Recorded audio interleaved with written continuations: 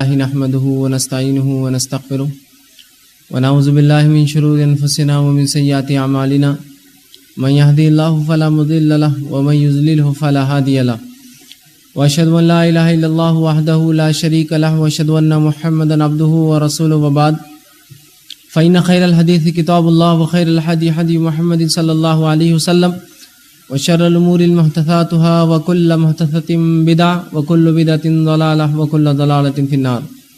أعوذ بالله من الشيطان الرجيم. الحمد لله الذي هدانا لهذا والصلاة والسلام على خاتم النبيين والمرسلين.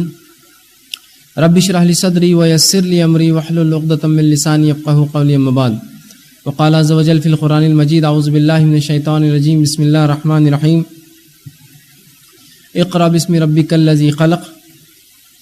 وقال شهد الله أنه لا إله إلا هو الملائكة وأولو العلم قائما بالقسط. وقال إنما يخشى الله من عباده العلماء. اما بعد. تمام تعریفیں اس اللہ عز و جل کے لیے لائق و زیبا ہے جو تمام جہانوں کا بنانے والا اور اسے پالنے والا ہے، اور درود و سلام اس کے آخری نبی محمد صلی اللہ علیہ وسلم پر. الحمدللہ ہم تمام یہاں اس 10 روزہ دعوتی اور اصلاحی کانفرنس کے 7ویں نشست 7th سیشن میں جمع ہوئے. آپ تمام کے سامنے میں انشاءاللہ عزیز جیسا کہ اعلان کیا گیا تھا علم کی اہمیت اس عنوان پر کچھ باتیں رکھنے کی کوشش کروں گا. جب بھی میں نے علم کے عنوان پر کچھ باتیں کہی یا کہیں بھی مجھے موقع ملتا ہے کہ مسلمانوں پہ یا مسلمانوں کے سامنے علم کی اہمیت رکھی جائے، اور بالخصوص اس دور و زمانے میں جس میں ہم جیتے ہیں جب کہ ہم نے علم حاصل کرنا چھوڑ دیا، تو مسلمانوں کو علم کی طرف راغب کرنا، علم کی طرف متوجہ کرنا، چاہے علم دینی ہو چاہے علم دنیاوی ہو. اس کی مثال میں ہمیشہ دیتا ہوں اور یہ کہتا ہوں کہ مسلمانوں کو علم کی اہمیت بتانا یہ اسی طرح ہے جس طرح سے مچھلی کے بچوں کو تیرنا سکھانا. جس کی پیدائش پانی میں ہو، جو پیدا ہی وہیں ہوتا ہے، جو وہیں پلتا اور بڑھتا ہے، تو ظاہر سی بات ہے جب وہ اپنے انڈوں سے نکلتا ہے یا پیدا ہوتا ہے، مچھلیاں کبھی انڈوں سے نکلتی کبھی پیدا ہوتی ہے، تو پیدا ہوتی ہی وہ تیرنا سیکھتی ہے. ان کو تیرنا سیکھنے جانا نہیں پڑتا ہے کہیں کہ بھائی مچھلی پیدا ہوگی، اب 10-15 دن باہر رہیں گی، پھر اس کو تیرنا سیکھنا آئے گا اور اس کے بعد جو ہے یہ پھر چھلانگ لگا کر پانی میں چلے جائیں گی. وہ اس کی فطرت ہے، وہ اس کی فطرت کا تقاضا ہے. اللہ رب العزت نے اس کو پیدا ہی ویسے کیا کہ وہ پانی میں پیدا ہوتے ہیں اور پانی کے اندر پیدا ہوتے ہی تیرنا شروع کر دیتے ہیں. اسی طرح ایک مومن کا اور ایک مسلمان کا تصور بغیر علم کے ہوتا ہی نہیں ہے. تو لہٰذا اگر مسلمان علم حاصل نہ کرے اور انہیں علم کی طرف متوجہ کرنا پڑے تو میں اس کو کہتا ہوں کہ مچھلی کے بچوں کو تیرنا سکھانا ہے. ایک مسلمان یا ایک آدمی مومن جب تک ہوتا ہی نہیں جب تک کہ وہ علم حاصل نہ کرے اپنے رب کے تعلق سے. ظاہر سی بات ہے ایک انسان، ایک مسلمان جب علم حاصل کرتا ہے اپنے رب کا، اس کی معرفت ہوتی ہے، اس کی پہچان ہوتی ہے، اس کے نبی پر ایمان لاتا ہے، اس کی کتاب پر، یہ پورے علم کی تو بات ہو رہی ہے. کتاب کا تذکرہ آ گیا، علم کی بات ہو رہی، نبی تعلیمات دے رہا، حدیث سیکھ رہا، علم کی بات ہو رہی، قرآن کا معاملہ علم کی بات ہو رہی. تو گویا کوئی انسان مسلمان، اچھا مسلمان تب تک ہو ہی نہیں سکتا جب تک کہ وہ علم حاصل نہ کرے یا علم نہ حاصل کرے یا علم اس کے اندر نہ ہو یا وہ علم کی طلب کم از کم نہ رکھے. یہ ہو سکتا ہے کہ کسی کو علم حاصل کرنے کا موقع نہ ملے، وقت نہ ملے، پیسہ نہ ہو، حالات نہ ہو، لیکن طلب تو ہو اس کے اندر کی جب موقع ملے گا میں ضرور بھی ضرور جو ہے علم حاصل کروں گا. تو یاد رکھیے مسلمان کا تصور نہیں ہے، ایک مومن کا تصور نہیں ہے جب تک کہ وہ علم حاصل نہ کرے یا علم کو جو اپنا شیوا نہ بنائے، شعار نہ بنائے. نبی اکرم صلی اللہ علیہ وسلم دنیا میں آتے ہیں تو آپ نے کیا چیز لائی تھی جس نے دنیا میں انقلاب پیدا کیا؟ وہ علم تو تھا، اپنے رب کا علم، شریعت کا علم، اس کے نبیوں کا علم. پچھلی قوموں جو ایمان لائے ان کا علم کہ ایمان لائے تو کیا فائدہ ہوا، وہ قومیں جو ایمان نہ لائی ان کی ہلاکت کا علم، علم ہی تو تھا. اور تمام وہ باتیں جو زمین و آسمان میں ہیں جس کی طرف متوجہ کرایا گیا، کہا غور کرو اس کے اندر کہ یہ پیدا ہوئے، یہ زمین، یہ آسمان، یہ چاند، یہ ستارے، یہ تمام میں تم غور کرو گے تو انشاءاللہ عزیز ایک رب کی طرف ضرور متوجہ ہوں گے. یاد رکھیے علم بڑی اہم چیز ہے. یاد رکھیے علم کے بغیر، اس لیے میں نے کہا ایک مسلمان اور ایک مومن کا تصور نہیں ہو سکتا. یہ صحابہ تھے جو جاہل تھے، شریعت آئی، نبی اکرم صلی اللہ علیہ وسلم مبعوث کیے گئے، اس کے بعد انہوں نے علم حاصل کیا. علم حاصل کرنے کے بعد دیکھیے ان کی زندگیاں بدل گئی. تو یہ علم تھا جنہوں نے وہ سادے لوگوں کو جو پتہ نہیں کتنے صدیوں اور سالوں سے اور ہزاروں لاکھوں سالوں سے جو ہے صحراؤں کے اندر یہ ریگستانوں میں جو اونٹ چراتے، بکریاں چلاتے اور زندگی گزارتے تھے، یہ وہی لوگ تھے جو آئے اور مر گئے. ایسی کئی نسلیں مری اور کھپی، لیکن وہ لوگ تھے جو جب ایمان لائے تو صحابہ کہلائے. یہ علم نے ان میں فرق کیا، یہ علم نے ان کے درجات بلند کی. یاد رکھی. اور علم والوں کی اللہ رب العزت نے اتنی تعریف کی. نبی اکرم صلی اللہ علیہ وسلم نے اتنی فضیلتیں بیان کی. علم کے تعلق سے آپ دیکھتے ہیں ہر محدث نے اپنی حدیث کتاب میں باب باندھا, باب العلم, علم کا باب, لیسن آف علم, نالج کہ علم کا باب باندھا. لیکن اس کے بعد بھی ہم دیکھتے ہیں یہ امت جو دنیا میں مبعوث بھیجی اس لیے گئی تھی کہ یہ لوگوں میں علم بانٹے, سب سے پہلے اپنے رب کا علم, شریعت کا علم, اور اس کے بعد یونیورسل نالج دنیا کا علم بھی بانٹے. لیکن آج ہم دیکھتے ہیں یہ قوم کا یہ حال ہے. دینی علم کا کیا حال ہے؟ شرک اور خرافات اور بدعت دے کر آپ گواہی دے دیں گے دینی علم کا کیا حال ہے. دنیاوی علم کا کیا حال ہے تو آپ مختلف رپورٹیں جو گورنمنٹ شائع کر رہی ہیں اس کو دیکھ کر بتا دیں گے دنیا کا کیا حال ہے. تو ہم کسی بھی طرف خوش نہیں ہو سکتے نا. اگر کم از کم کوئی یہ کہتا ہے کہ ہم شرعی علوم میں آج ماشاءاللہ بہت مہارت حاصل کر چکے ہیں, سوائے اس کا کہ ابھی دنیاوی علوم میں ہم اتنے آگے نہیں بڑھے, تو بھی بات کچھ سمجھ میں آ جاتی. لیکن دنیاوی علم کا کیا حال ہے میں سمجھتا ہوں آپ سب جانتے ہیں. شرک, بدعت, خرافات کو اگر آپ دیکھیں تو آپ کہیں گے مسلمان کو بنیادی علم کہ اس کا رب ایک ہے یہ نہیں پتا ہے, اور وہ اس کے رب کے ساتھ شرک کرتا ہے, یا اس کے نبی صلی اللہ علیہ وسلم کے لائے ہوئے دین میں بدعتیں ایجاد کرتا ہے. تو یہ حالت ہے دینی علم کی.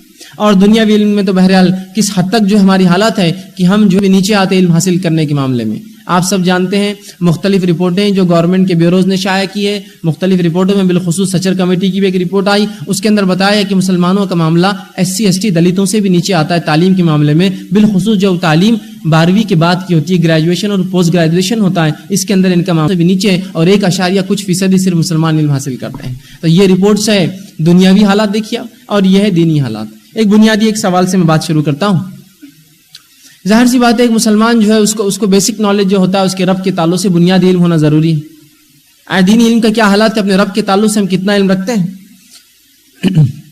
اس کے تعلق سے ایک مرتبہ کچھ لوگوں سے سوالات کیے گئے تھے. سوالات یہ تھے کہ بنیادی طور سے کوئی شخص اگر علم حاصل کرے یا اپنے رب کے تعلق سے ایک مسلمان ہوتا ہے تو کچھ بہت بنیادی علم اس کے پاس ہونا ضروری ہے. اللہ رب العزت نے علم والوں کی اپنی کتاب میں اتنی تعریف کی ہے, نبی اکرم صلی اللہ علیہ وسلم نے اپنی حدیث میں اتنی فضیلتیں بیان کی ہیں. چند باتیں آپ کے سامنے علم کی اہمیت میں رکھنے کی کوشش کروں گا.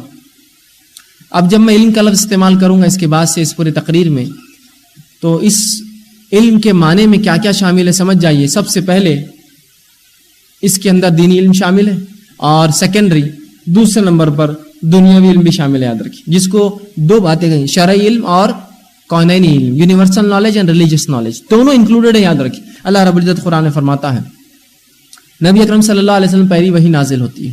ہم تمام جانتے ہیں اللہ کے رسول صلی اللہ علیہ وسلم پہلی وحی کہاں نازل ہوئی تھی. سورہ الق کی ابتدائی 5 آیتیں, اور وہ جو ہے شب قدر میں نازل ہوئی تھی. اقرا بسم ربک الذی خلق, پڑھ اپنے رب کے نام سے جس نے تجھے پیدا کیا.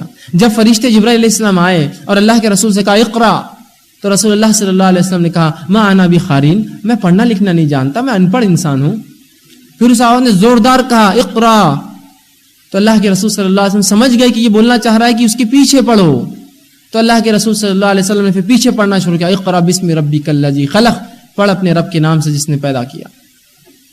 تو نبی اکرم صلی اللہ علیہ وسلم پہ سب سے پہلی وحی جو آئی وہ یہ نہیں آئی کہ نماز قائم کر, روزہ رکھ, زکات دے, حج کر, اچھائی کا حکم, اخلاق کا حکم, تہجد تم پر فرض کی گئی, تم فلاں کرو, شادیاں ایسی کرو, وراثت ایسی تقسیم کرو, لڑکوں کا حق یہ, لڑکیوں کا حق یہ, پردے کے احکامات یہ, کچھ نازل نہیں ہوا. حتیٰ کہ اللہ نے یہ بھی نہیں کہا کہ اللہ ایک ہے. اقرا بسم ربک الذی خلق, بس پڑھ اپنے رب کے نام سے جس نے پیدا کیا تجھے. نالج گین کر, علم حاصل کر تو اس چیز کا جس رب نے تجھے پیدا کیا. خلق الانسان من علق, اور انسان کو خون کے لوتھڑے سے یا جونک جیسی کوئی چیز سے یا چمٹنے والی ایک چیز سے پیدا کیا. تو یہاں اللہ کے رسول صلی اللہ علیہ وسلم کو دیکھیے پہلی وحی کیا آتی ہے, نماز نہیں, روزہ نہیں, زکات نہیں, خود اپنی توحید وحدانیت اللہ بیان نہیں کر رہا, کہہ رہا پڑھ اپنے رب کے نام سے. تو جس قوم کو پہلا حکم پڑھنے کا آیا ہو اور وہ اگر جاہل رہ جائے, اسی لیے میں نے کہا تھا مسلمانوں کو علم کی ترغیب دلانا, مچھلی کے بچوں کو تیرنا سکھانا ہے. جن کا رب اپنی کتاب میں سب سے پہلی وہی اپنے نبی پر اقرا پڑھنے کی نازل کرتا ہے, وہ قوم کیسے جاہل رہتی ہے, کیسے جاہل اپنے آپ کو رکھتی ہے, اپنی اولاد کو, اپنی نسلوں کو رکھتی ہے. کہا اقرا بسم ربک الذی خلق, خلق الانسان من علق, اور پڑھ اس رب کے نام سے جس نے انسان کو خون کے ایک حصے لوتھڑے سے پیدا کیا. اقرا وربک الاکرم, پڑھ اس رب کے نام سے جو بڑا اکرام والا ہے. الذی علم بالقلم, جس نے انسان کو قلم کے ذریعے علم سکھایا. علم الانسان ما لم یعلم, انسان کو وہ باتیں سکھائی جو وہ جانتا نہ تھا. تو یہاں پتہ چل رہا ہے علم کی کیا فضیلت ہے. اور مسلمانوں کی آنے والی نسلوں نے بس اقرا بسم ربک الذی خلق, ہر علم کو چاٹ دیا, ہر علم کو پی گئے لے کر, اپنے رب کا نام لیا اور حاصل کر لیا اس علم کو. چاہے پھر وہ شرعی علم ہوتا تھا, چاہے پھر وہ دنیاوی علم تھا, بنا تفریق اور فرق کے رب کا نام لیتے اور ہر علوم کو جو ہے پڑھ لیتے. ہر علوم کو نہ صرف پڑھا بلکہ ہر علوم میں مہارت حاصل کر لی, بلکہ انہوں نے کئی نئے علوم اور فن دنیا کو دیے اور بتائے. یہ ہوتا ہے نالج, اس کو کہتے ہیں علم دنیا کے لیے, چاہے شریعت کا ہو چاہے دنیا کو, یاد فرق نہیں کیا انہوں نے.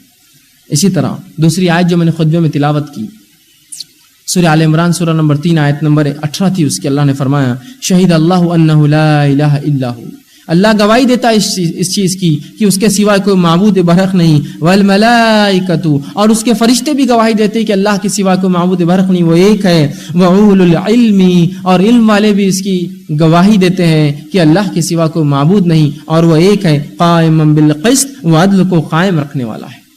تو اس آیت میں اللہ نے یہ کہا شہید اللہ, اللہ گواہی دیتا ہے کہ وہ ایک ہے, فرشتے گواہی دیتے وہ ایک ہے, اور اہل علم کا مقام بتایا گیا ہے کہ اہل علم کو اللہ رب العزت فرشتوں کے بعد گنوا رہا ہے, اپنی ذات کے بعد فرشتے اور فرشتوں کے بعد اہل علم کا مقام رکھا, اس لیے کہ یہ گواہی دیتے اس اللہ کے ایک ہونے کی.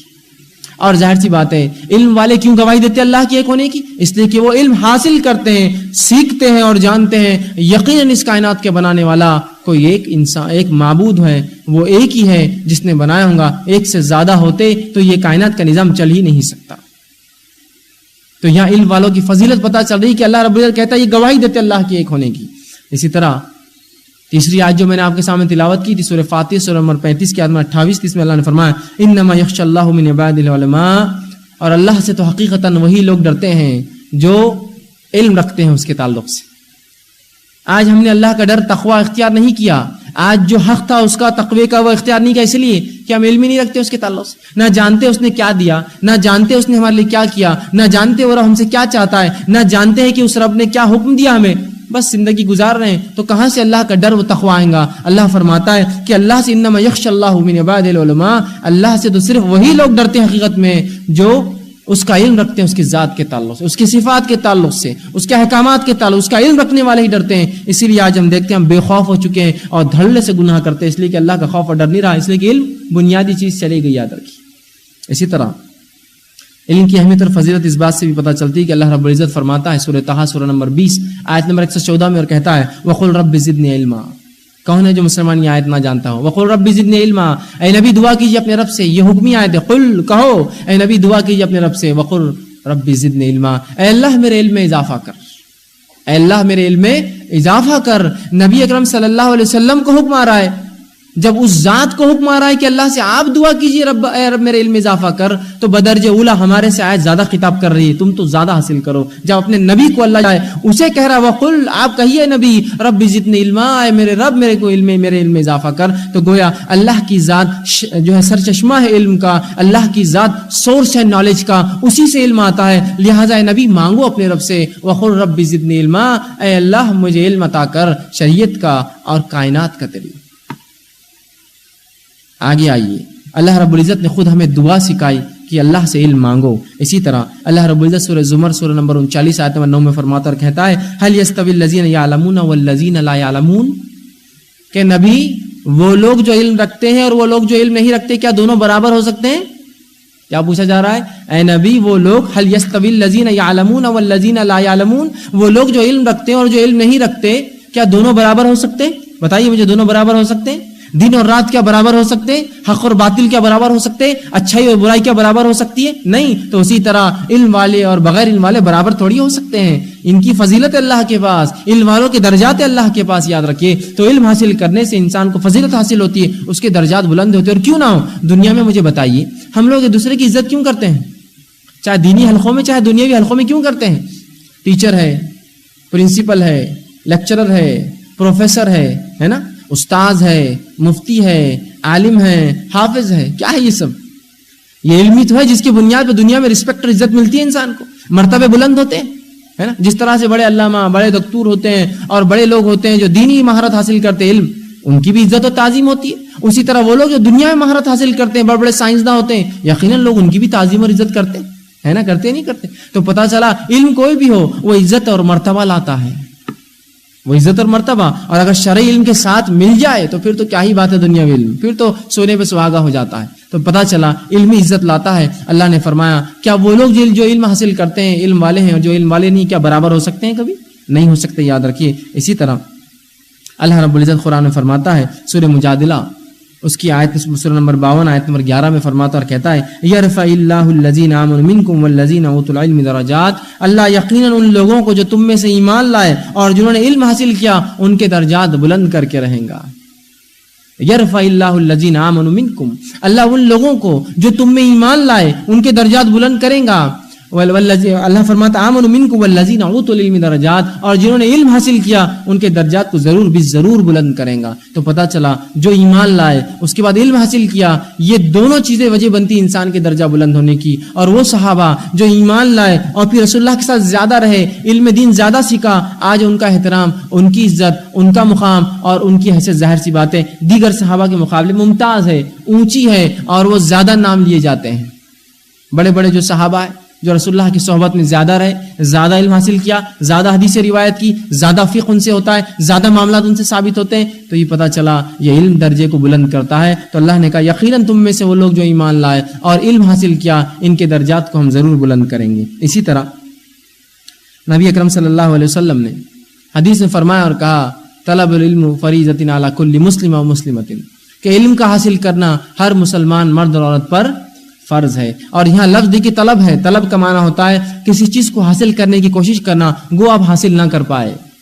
مجھے طلب ہے، مجھے ایک خواہش ہے کہ میں علم حاصل کروں، افسوس کہ نہ پیسہ ہے، نہ وہ علم کے ذریعے ہے، نہ ایسا استاد ہے جس سے میں سیکھ سکوں. یہ طلب رکھے، پھر چاہے زندگی کے 90 سال کو مجھے مل جائے اس علم کے تعلق سے، میں اس لیے کہ مجھے طلب ہے. طلب العلم، اس کی جستجو رکھنا اپنے دل میں کہ میں علم حاصل کروں گا، یہ فرض ہے ایک مسلمان مرد اور عورت پر. تو جو دین اور جس کا رسول علم دنیا کو دینے آیا تھا، علم کو فرض کیا، اس کے ماننے والے آج دیکھیے کس قسم کی جہالت میں مبتلا ہے. عمر بن خطاب رضی اللہ عنہ سے ایک مرتبہ علم کے بابد علم کے تعلق سے سوال کیا گیا اور آپ سے پوچھا گیا کہ علم کیا ہے.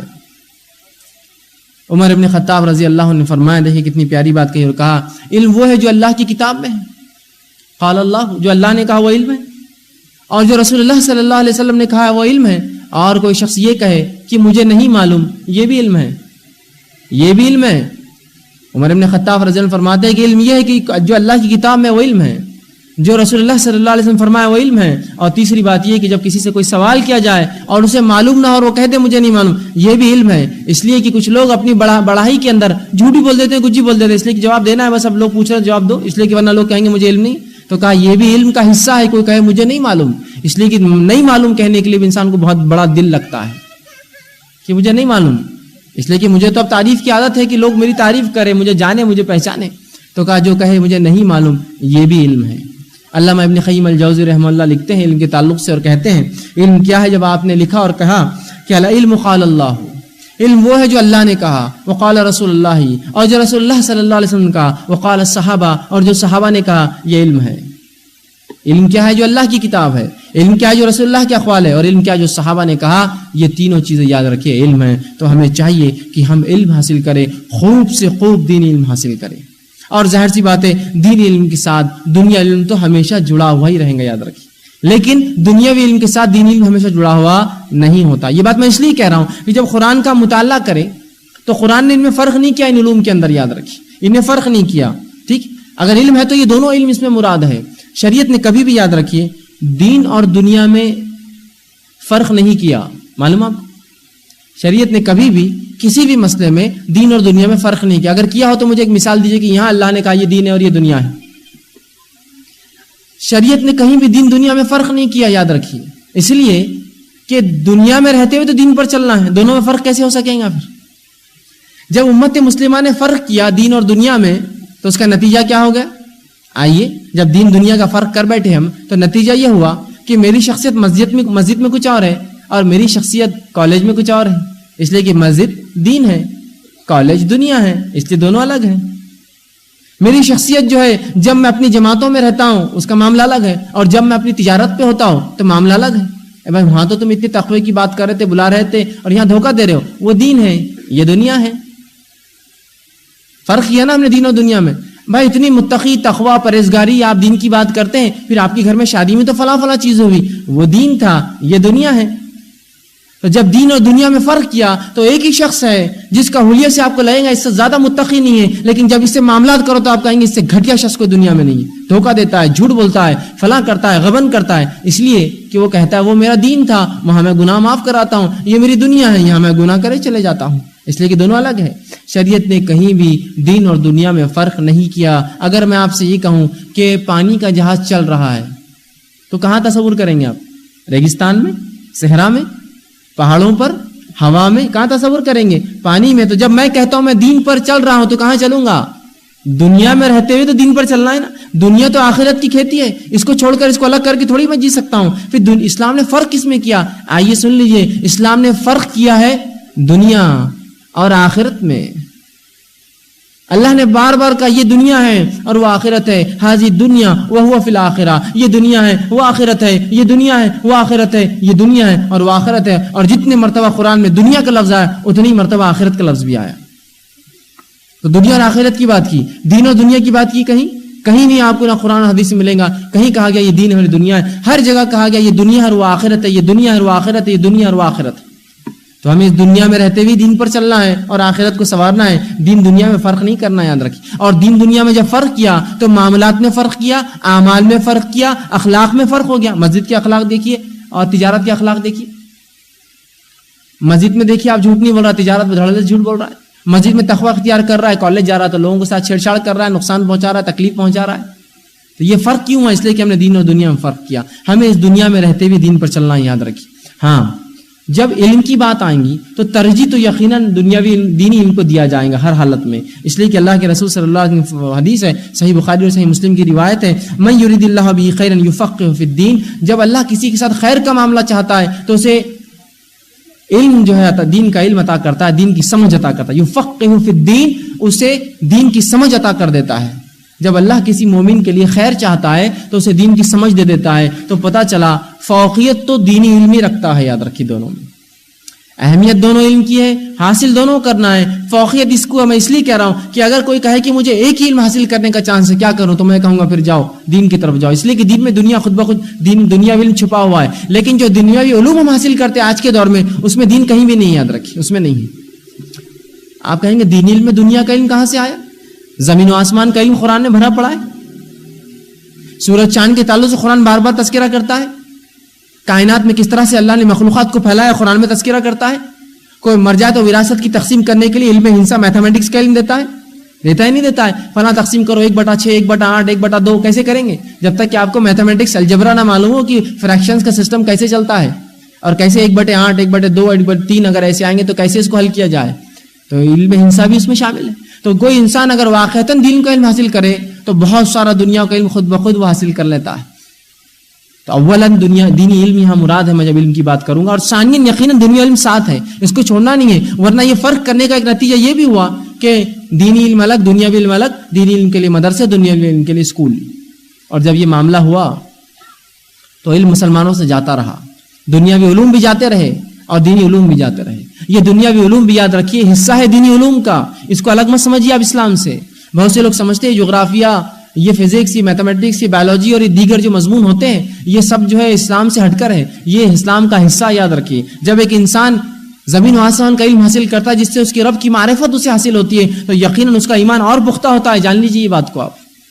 اللہ رب العزت نے بار بار تذکرہ کیوں کیا کہ اپنی پیدائش کو نہیں دیکھتے؟ کیا مراد ہے پیدائش کو نہیں دیکھتے؟ کون سے علم کے بارے میں بات ہو رہی ہے؟ پیدائش کا علم، ایمبریولوجی، کہ انسانی جنینیات کیسا بڑھتا ہے ماں کے پیٹ میں۔ کیوں دیکھیں ہم اپنی پیدائش کو؟ کیا تم اپنی پیدائش پہ غور نہیں کرتے؟ اگر غور کرو گے تو یقیناً دوبارہ اٹھائے جانے پر ایمان ضرور لاؤ گے، اس لیے کہ پہلی بار تو ہم تمہیں بغیر کسی چیز کے پیدا کرتے ہیں، صرف پانی ہوتے ہو، بعد میں تو بہت کچھ بچا ہوتا ہے اٹھانے کے لیے ہمارے پاس۔ انسان یہی سوچتا ہے نا کیسا اٹھائیں گا اللہ، تو اپنی پیدائش کو دیکھو، پہلی بار تو پانی ہوتے ہو، 2 پانی کو ملا کر اللہ ہم تم کو بناتے ہیں، بعد میں تو ہڈی چمڑا کیا کیا نہیں بچتا ہے، کیا ممکن نہیں ہمارے لیے ہم تم کو واپس کھڑا کرے پھر سے؟ دیکھو اپنی پیدائش پر، کیا دیکھتے نہیں آسمان سے اللہ بارش کیسے برساتا ہے؟ کیا دیکھتے نہیں تم اللہ سبحانہ تعالیٰ زمین کے اندر کیسی مخلوقات کو پھیلا رکھا ہے؟ کیا تم نے دیکھا نہیں اللہ نے کائنات تو کیسا وسیع کیا اور کیسا اس کو پھیلاتا ہے اور تانتا ہے؟ کہ یہ سب چیزیں دعوت نہیں دیتی ہمیں وہ تمام علوم کی طرف متوجہ ہونے کی جس کو ہم نے دنیاوی علوم بول کر چھوڑ دیا؟ یہ دونوں علم شریعت کا حصہ ہے، یاد رکھیے۔ ایک شرعی علم ہوتا ہے، دوسرا کونینی علم ہوتا ہے. ایک شریعت کا علم جو قرآن حدیث سے ملتا ہے، دوسرا کائنات کا علم جس سے انسان حاصل کر کے اپنے رب کی معرفت حاصل کرتا ہے، اپنے رب کے قریب آتا ہے. بلکہ بہت سی مرتبہ لوگ کونینی کائنات کو دیکھ کر حقیقی معبود کی طرف آتے ہیں. معلوم آپ کو نبی اکرم صلی اللہ علیہ وسلم اسلام سے پہلے کیا کرتے تھے؟ آپ احادیث میں آتا جا کر غار ہرا میں کئی دن، ہفتے، مہینے وہاں رہتے.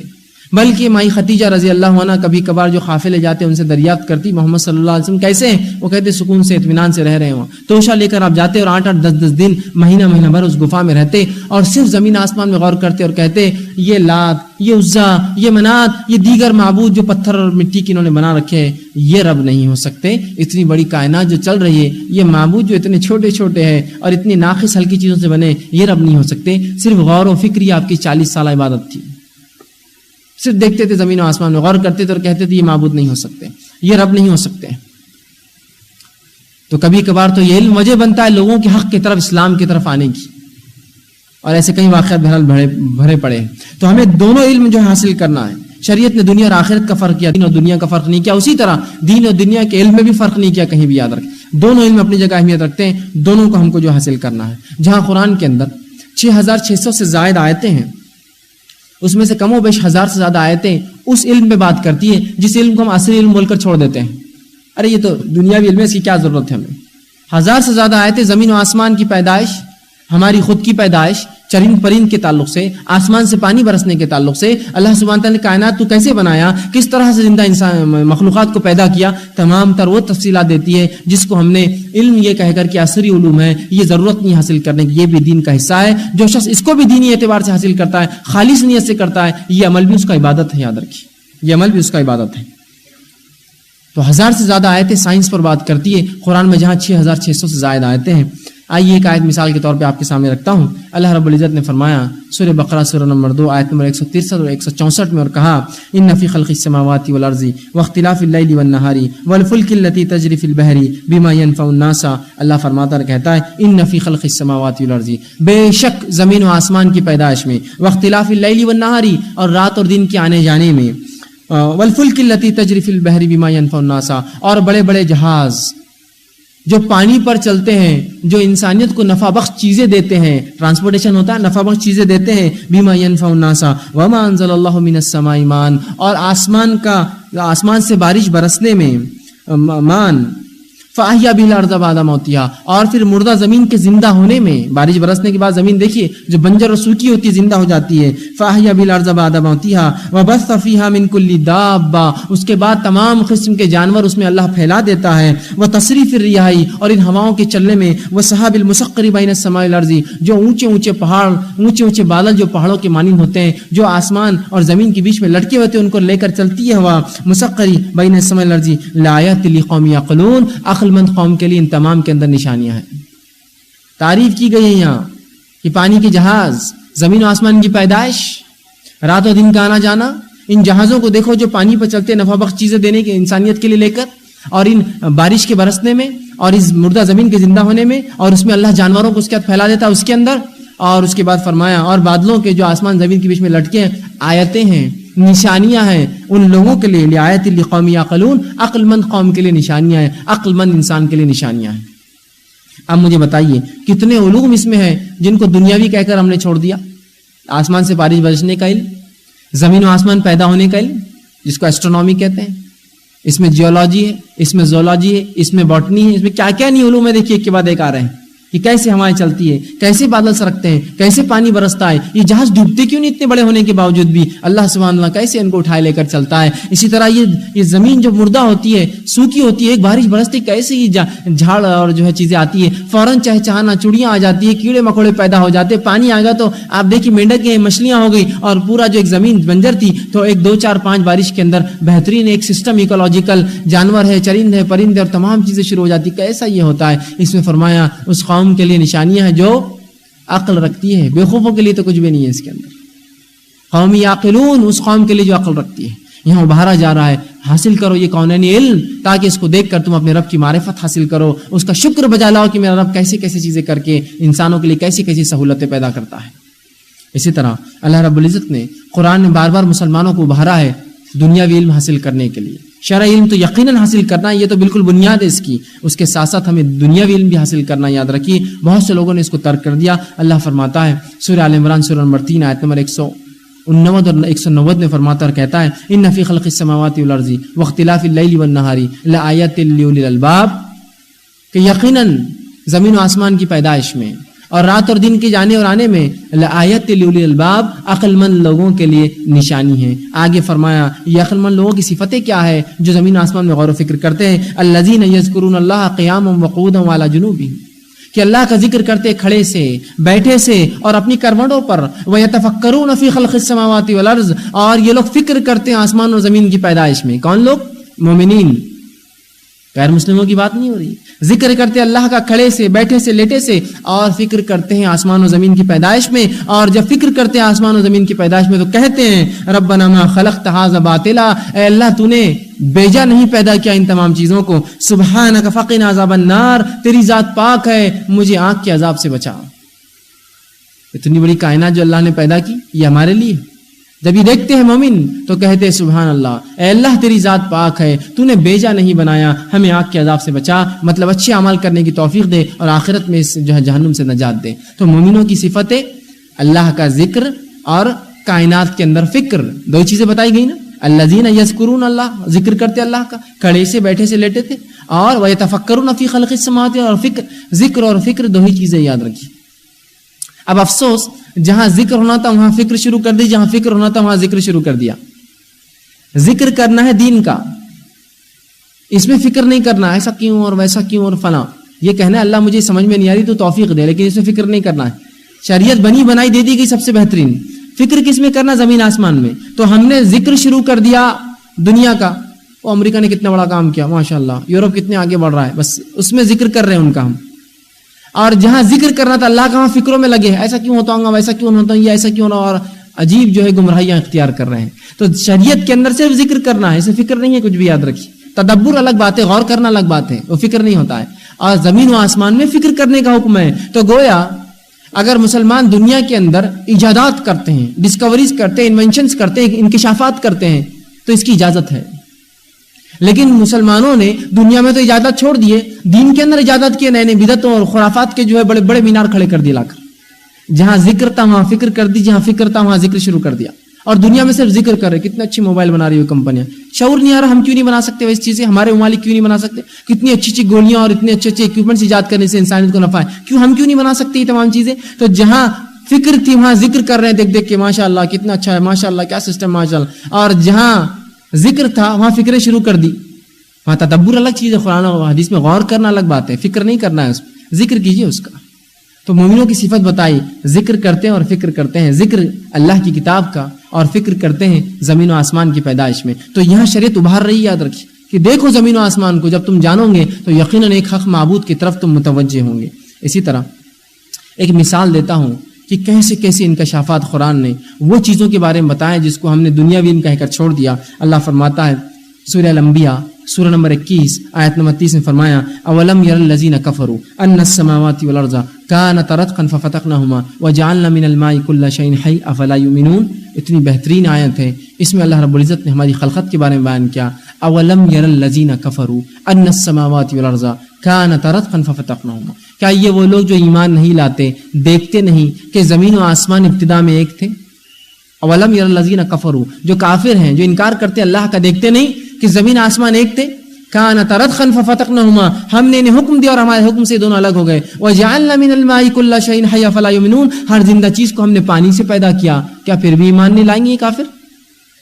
دیکھیے ایک آیت کے اندر دو جملوں میں کیسی بہترین بات بیان کری زمین و آسمان کی پیدائش اور انسان کی پیدائش، کہ زمین و آسمان پہلے ایک تھے۔ آج سائنس کہتی ہے کہ زمین و آسمان پہلے واقعتاً ایک تھے، اور پھر ایک بہت بڑا دھماکہ ہوا، اس دھماکے کے بعد تمام چیزیں وجود میں آئی، زمین، سورج، چاند، ستارے، کائنات، کہکشائیں اور پتہ نہیں تمام چیزیں جو آج ہے وہ تمام چیزیں ایک دھماکے کے بعد وجود میں آئی۔ میرا ایک بنیادی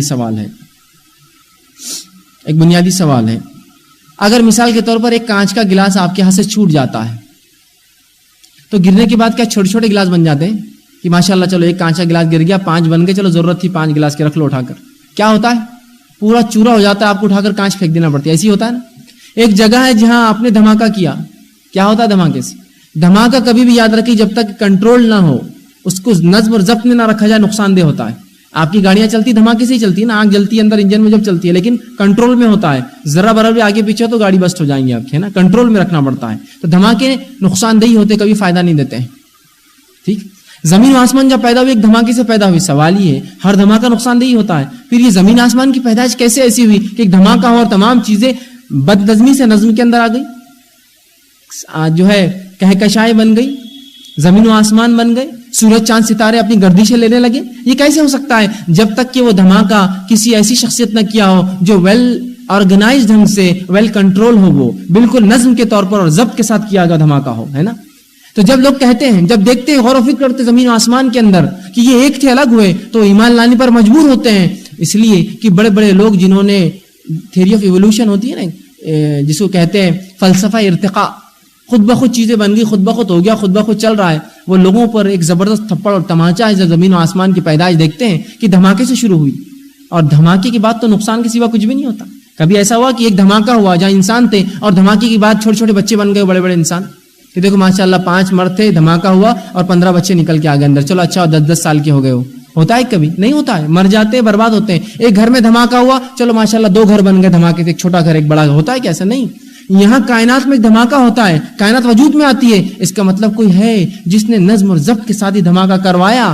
اور وہ لوگ جو فلسفہ ارتقاء جو کہتے خود بخود سب ایوالو ہو گئی, چیزیں بن گئی, ایوولوشن, وہ ماننے کے لیے مجبور ہے, نہیں کوئی بنانے والا ہے, تبھی تو اتنا کنٹرول دھماکہ تھا. اور اسٹیفن ہاکنگ, یہ بہت مشہور اور معروف جو ہے سائنسداں ہیں, ایسٹرو فزسسٹ ہے, بہت بڑی بڑی کتابیں بہرحال اس نے لکھی ہے, معذور ہے اپنے جسم کے اعتبار سے, عقل کے اعتبار سے بڑا ہوشیار ہے. تو اس نے لکھتا ہے اپنی کتاب کے اندر, تھیوری آف ایوری تھنگ کے اندر, کہتا ہے کہ جو دھماکہ ہوا جس سے کائنات وجود میں آئی, اگر یہ ملینتھ آف ملینتھ سیکنڈ زیادہ ہو جاتا, 1 سیکنڈ کو 10 لاکھ حصوں میں تقسیم کرو, اور اس کو ایک حصے کو پھر 10 لاکھ حصے میں تقسیم کرو, millionth of millionth second. 1 second لو, 1 سیکنڈ سمجھتے نا, گھڑی کاٹا ہلا, یہ 1 سیکنڈ ہوتا ہے, گھڑی کاٹا ہلا 1 سیکنڈ ہوتا ہے. تو اگر 1 سیکنڈ کو 10 لاکھ حصوں میں تقسیم کرو, پھر اس کا 10 لاکھواں حصہ لے کے اس کو پھر 10 لاکھ حصوں میں تقسیم کرو, ملینتھ آف ملین سیکنڈ زیادہ ہوتا تو کائنات وجود میں نہیں آتی, اور کم ہوتا تو بھی وجود میں نہیں آتی.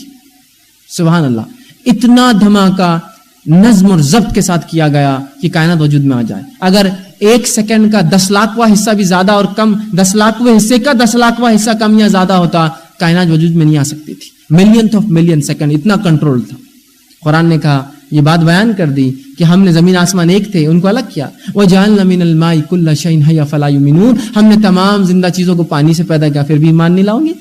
آج ہم اپنی پیدائش کو دیکھیں, جانوروں کی پیدائش کو دیکھیں, تمام چیزوں کی پیدائش میں دیکھیں پانی کا ایک بہت بڑا حصہ ہوتا ہے. بلکہ سائنس یہ کہتی پہلی مخلوقات پانی میں ہی پیدا ہوئی ہوں گی.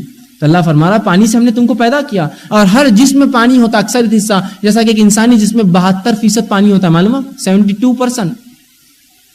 انسانی جسم سیل سے بنا ہوتا ہے, خلیات جس کو کہتے ہیں, سیل جس کو کہتے ہیں, اور ہر سیل کے اندر جو سائٹوپلازم ہوتا ہے ایک حصہ, جس میں 50% سے لے کر 90% تک پانی ہوتا ہے, اور انسانی جسم میں مکمل طور سے 72% پانی ہوتا ہے, 72%.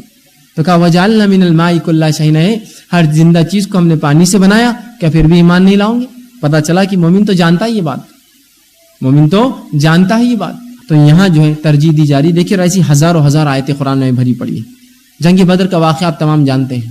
جنگ بدر میں اللہ کے رسول صلی اللہ علیہ وسلم نے لوگوں سے کہا کہ جو لوگ فدیہ دیں گے اسے چھوڑ دیا جائے گا.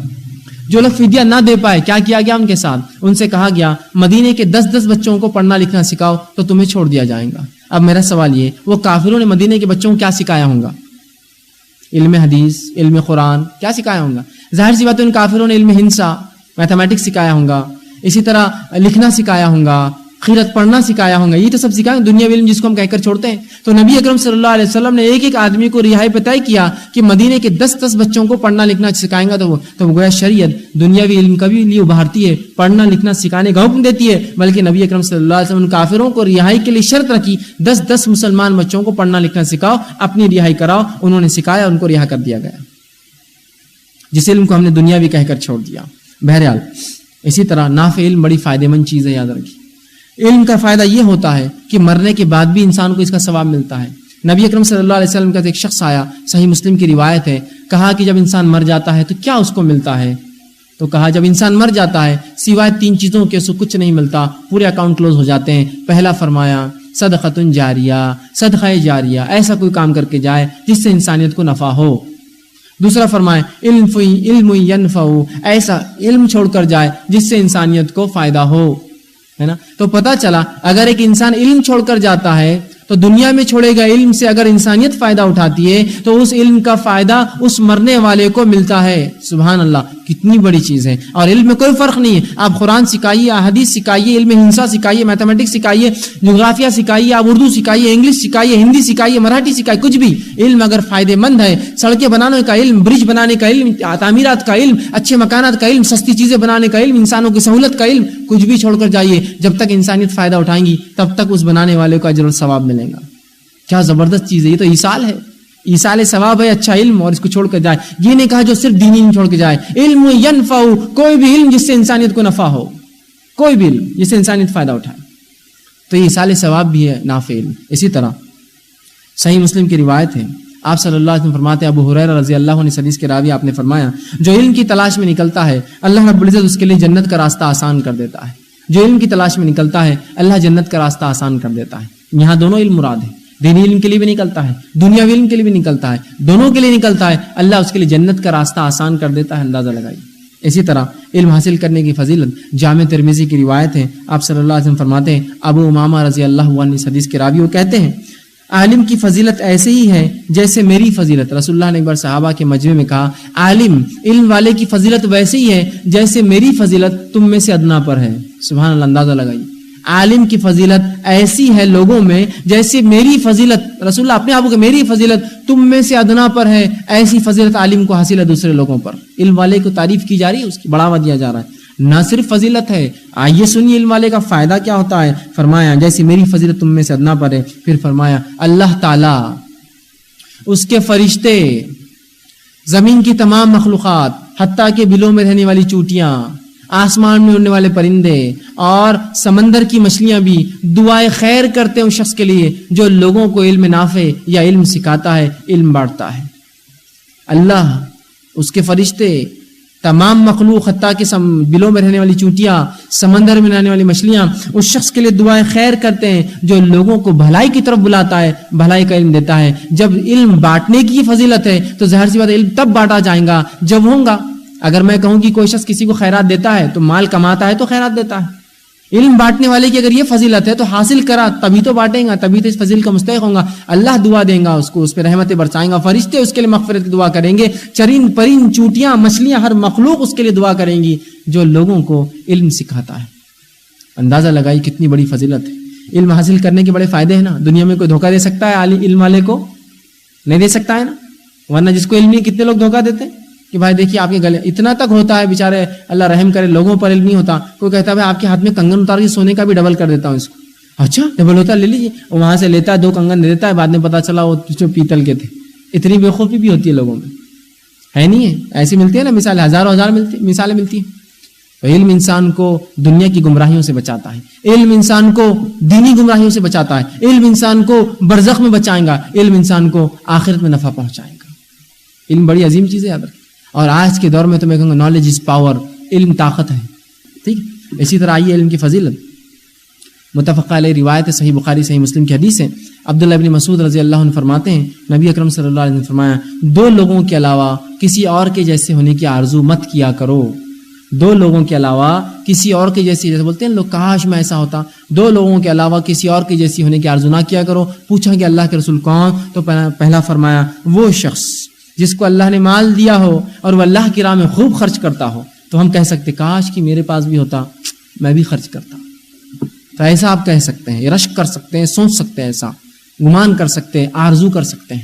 دوسرا فرمایا کسی شخص کو اللہ نے علم دیا ہو اور وہ اپنے علم کے ساتھ فیصلے سناتا ہو، اپنے علم سے لوگوں کو فائدہ پہنچاتا ہو، تو آپ سوچ سکتے کاش میں ایسا ہوتا تو میں بھی یہ کرتا۔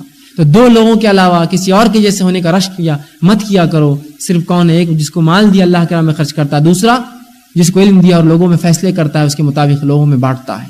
بس 2 کے جیسا ہونے کی خواہش ہے، کسی تیسرے کے جیسا نہیں، کاش میں ایسا خوبصورت ہو جاتا، ایسا فلاں ہو جاتا، ایسی عیش کرتا، ایسی حرام کاری کرتا، ایسا فلاں کرتا، نہیں۔ صرف 2 لوگ، مال دیا ہے حق کے راستے میں خرچ کرتا ہے، علم دیا ہے صحیح جگہ استعمال کرتا ہے، لوگوں کو نفع پہنچاتا ہے۔ دو کے جیسے ہی صرف خواہش کر سکتے ہیں. اسی طرح بخاری اور مسلم کی روایت ہے, سہل بن سعد رضی اللہ عنہ حدیث کے راوی وہ کہتے ہیں نبی اکرم صلی اللہ علیہ وسلم نے حضرت علی کو ایک قبیلے کی طرف بھیجا اور فرمایا اے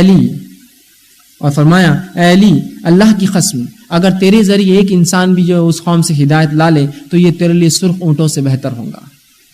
اے علی اگر تیرے ذریعے تو ان کو دعوت دینا اسلام کی, اگر تیرے ذریعے ایک آدمی بھی ایمان لا لے تو سرخ اونٹوں سے بہتر ہوگا. مطلب یہ کہ ایمان لا لے, اس کو تو ہدایت کی طرف بلائے. ہدایت کی طرف بلانے کے لیے کیا لگیں گا آپ کو؟ خود علم لگتا ہے نا. جب علم ہوگا تو ہدایت کی طرف بلائیں گے, ورنہ آپ کو اور ہم کو پتہ ہی نہیں چلے گا ہدایت کی طرف بلا رہے گمراہی کی طرف بلا رہے ہیں. علم بنیاد ہے اس کی, علم حاصل کرو تبھی تو پھر ہدایت کی طرف بلا سکو. اور سرخ اونٹوں سے بہتر, سرخ اونٹ اس زمانے کے سب سے قیمتی سرمایہ تھا, اس سے بہتر ہے. آدمی چاہتا ہے نا دنیا کا کچھ نہ کچھ کماؤں, تو عربوں کے لیے سرخ اونٹ سب سے بڑی کمائی تھی. جیسا آج کے دور میں سوچوں کاش کی مجھے ایک آؤڈی مل جاتی, کاش کی مجھے ایک وولکس ویگن مل جاتی, کاش کی مجھے ایک مرسڈیز مل جاتی, ہے نا. ہم سمجھتے یہ خیر ہے دنیا کے حساب سے, تو کہا سرخ اونٹوں سے بہتر ہے. یہ سب سے قیمتی چیز جو تم دنیا کی چاہتے ہو تمہارے پاس ہو, جس پہ سواری کرو, اس سے بھی بہتر ہے کوئی ایک ہدایت لا لے تمہارے اوپر. تو ظاہر سی بات ہے ہدایت کب لائیں گا انسان؟ ہمیں جب علم ہوگا اور علم بانٹا جائیں گا اس کو. اسی طرح صحیح بخاری کی روایت ہے, عبداللہ بن عمرو بن عاص رضی اللہ فرماتے ہیں آپ صلی اللہ علیہ وسلم حجۃ الوداع کے بعد لوگوں سے فرمایا اور کہا بلغ عنی ولو آیا, پہنچا دو لوگوں تک, اگر ایک آیت بھی تمہیں پتا ہو تو, ایک بات بھی میرے تعلق سے پتا ہو لوگوں تک پہنچا دو. اور ظاہر سی بات ہے جب پہنچانے کی بات کہی جا رہی ہے تو جب معلوم کریں گے تبھی تو پہنچا سکیں گے. ایک بات معلوم نہیں ہوگا تو کیا پہنچائیں گے آپ؟ اور جو کچھ ہو رہا ہے ہم سب جانتے ہیں, نبی اکرم صلی اللہ علیہ وسلم کا فرمان معلوم, نہ قرآن کا حکم معلوم, بس لوگوں کو پہنچایا جا رہا ہے. کیا پہنچاتے اللہ کو اور ان کو ہی پتا ہے. علم بنیاد ہے, یاد رکھیں ہر چیز کی. لیکن آج ہم دیکھتے ہیں لوگ چاہتے ہیں کہ مسلمان جاہل رہے, نہ شریعت کا علم حاصل کریں, دنیا کے علم میں آگے بڑھے. علم کی بات ہو, ظاہر سی بات ہے شریعت کے علم کی بات ہوگی تو اس کا سر چشمہ قرآن اور حدیث ہے. نہیں یہ تم سمجھ نہیں سکتے, دور ہو جاؤ. وہ لوگ کیا قرآن حدیث سمجھیں گے جن کو پینٹ پتلون پہننا نہیں آتی برابر سے؟ ہم سے فلاں, یہ جلن و حسد کا مادہ ہو گیا ہے. ایک مرتبہ ایک صاحب سے میری ملاقات ہوئی جو بڑے علامہ کہتے تھے اپنے آپ کو, اور ایک دن کہنے لگی کہ جاہل لوگ جن کو پتلون پہننے کے آداب نہیں ہے یہ بڑا علم حاصل کرے قرآن حدیث کا. میں نے کہا یہ تو بڑی خوشی کی بات ہے, آپ جل کیوں رہے اس چیز سے؟ کتنی اچھی بات ہے کہ جس کو پتلون اور پیجامہ پہننا نہیں آتا قرآن حدیث کا علم حاصل کر رہا ہے. آج حاصل کریں گا, کل پتلون بھی پہننا سیکھ لیں گا, پیجامہ پہننا بھی سیکھ لیں گا, علم بھی آ جائیں گا. لیکن یہ جلن کیوں آپ اظہار کر رہے ہیں کہ پتلون پیجامہ نہیں آتا تو علم حاصل نہیں کر سکتا؟ ضروری ہے کہ کسی کو پتلون پہننا نہیں آتا علم بھی حاصل نہ کرے؟ میں نے کہا تو خوشی کی بات ہے. تو آپ جل رہے ہیں علم کے عام ہونے سے. یہ تو یہودی علماؤں کی صفت تھی, وہ نہیں چاہتے تھے کہ علم عام ہو. یہودیوں کی یہ صفت تھی کہ وہ چاہتے نہیں تھے کہ کوئی علم حاصل کرے. علم حاصل کریں گے تو توریت سیکھیں گے, توریت سیکھیں گے تو ہماری ضرورت کہاں پڑیں گے علماؤں کی, اور پھر کہاں سے ہم ان کے مال و دولت کو ناجائز طریقے سے کھائیں گے؟ زنا کر کے آگے تو کیسے معاف کرنا, مالدار ہے تو چلو پیسہ لے کے معاف کر دو, آیت پڑھ کر سنا دو, غلط پڑھ کر سنا دو, اس میں رد و بدل کر دو, تو دل علم سے دور رکھتے ہیں. اور رہا دنیا کا معاملہ تو بہرحال اس میں تو بیڑا غرق کر دیا لوگوں نے ایک دوسرے کا اور تمام امت کا, کہ اس معاملے کو تو کہا یہ تو حرام ہے اور پتہ نہیں کیا کیا اس پہ اشکالہ جتا کر آگے اس کو بڑھا دیا. یاد رکھیے ماضی میں ہمارے حالات ایسے نہیں تھے. وہ مسلمان جو اچھے مسلمان تھے وہ ساتھ میں دنیا کا بھی علم خوب رکھتے تھے. یاد رکھیے بڑے بڑے جو کسی مسلک کے قاضی حاکم ہوا کرتے, ساتھ میں بڑے بڑے سائنسداں بھی ہوا کرتے. یاد رکھیے سائنسداں ہوا کرتے کہ فلاں جو ہے فلاں وقت کا یہ حاکم ہے, ساتھ میں بڑا سائنسداں ہے, فلاں تجربات کرتا ہے, فلاں فن کا ماہر ہے, فلاں انکشافات کرتا ہے, فلاں تجربات کرتا ہے نئے نئے. اور یہ مسلمانوں کی دین ہے. آج جو دنیا میں اتنی ساری چیزیں ہم دیکھتے ہیں نا, آپ نام لیجئے, چیز پہ ہاتھ رکھیے, یہ ہماری دین ہوں گی. یہ ہمارے اسلاف کی دین ہے جو دنیا آج فائدہ اٹھا رہی ہے. یہ الگ بات ہے کہ ہم بھول چکے اپنی تاریخ. آئیے ہم واقعہ دیکھتے ہیں ماضی میں مسلمانوں نے کیسے کیسے کارنامے انجام دیے. آپ نے کئی نام سنے ہوں گے, کبھی سمجھ میں آتے کبھی سمجھ میں نہیں بھی آتے. وہ لوگ جو طب کا شعبہ میڈیسن شعبہ پڑھتے ہیں, تمام کے تمام نے ایویسینا کا نام تو ضرور سنا ہوگا. ایویسینا کہ اگر ہسٹری پڑھتا ہے میڈیکل کی تو اس کو یہ نام ضرور سننے کو ملیں گا, ایویسینا. 18ویں صدی تک انہی کی کتابوں سے پورا یورپ اور پوری دنیا جو ہے علم طب حاصل کرتے رہی, ماڈرن میڈیسن سیکھتے رہی.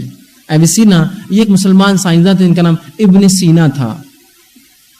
تو یہ ہمارے اسلاف تھے جنہوں نے لوگوں کو علم دیا اس میڈیسن کا, جس شعبے میں آج مسلمان پیچھے ہٹ گئے اور غیر مسلم دیکھیے کس حد تک آگے بڑھ چکے ہیں. مسلمان اس کے بانی ہیں اس شعبے کی. تو ابن سینا نے علم نکالا اور انہوں نے قانون نکالا, قانون فی الطب, دا کینن آف میڈیسن. اور یہ 17 جلدوں پر مشتمل سب سے بڑی کتاب ہے آج تک بھی لکھی گئی میڈیسن کے اوپر. 17 جلدوں پر مشتمل آج بھی جو جمع کی گئی, دا کینن آف میڈیسن, قانون فی الطب کے قانون طب کے کتاب لکھی. اسی طرح ہم دیکھتے ہیں کہ ایونزور, جو لوگ میڈیسن سے تعلق رکھتے ہیں وہ ضرور اس نام کو جانتے ہیں, ایونزور ابن زہر.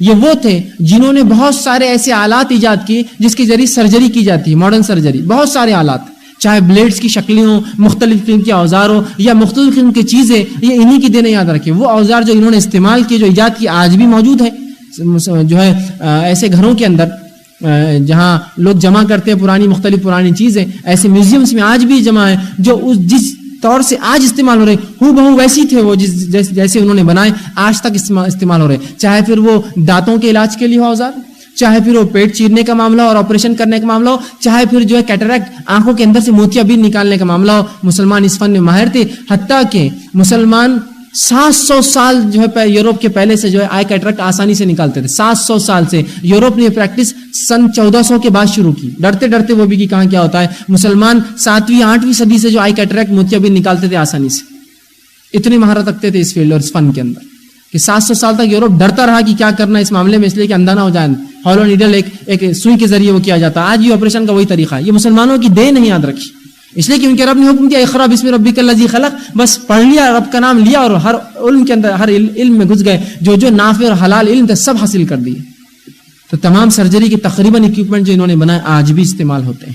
اسی کے ساتھ ساتھ ایوروس فلسفہ جو لوگ پڑھتے ہیں ضرور پڑھیں گے، ایوروس کا نام، ابن رشد ان کا نام تھا، یہ بہت بڑے ایک فلسفی تھے، اور تمام کی تمام جتنے بھی پینٹنگز لیونارڈو ڈا ونچی نے بنائی ہیں، جو بہت مشہور اٹالین پینٹر تھا، اس میں ضرور یہ ایوروس کو ہر جگہ کونے میں کہیں نہ کہیں کھڑا کرتا ہے کہ یہ اس مسلمان کی دین ہے جو یورپ کے اندر رینیسانس آیا، جو تبدیلی آئی۔ یورپ کی تبدیلی کہاں سے آئی؟ یہ مسلمانوں کی دین تھی۔ جب ابن رشد نے پہلی کتاب لکھی اور کہا کہ اگر میں ایمان لاتا ہوں اپنے رب پر تو ضروری نہیں ہے کہ میں دنیا کے انکشافات نہ کروں، بلکہ مذہب یہ اجازت دیتا ہے کہ رب پہ ایمان لاتے ہوئے اس کی مخلوق میں انکشافات کیے جائے، اس لیے کہ چرچ کے نزدیک، کرسچینٹی کے نزدیک یہ عقیدہ تھا کہ اگر تم ایمان لاتے ہو بائبل پر تو انکشافات کرنا حرام ہے، ممنوع۔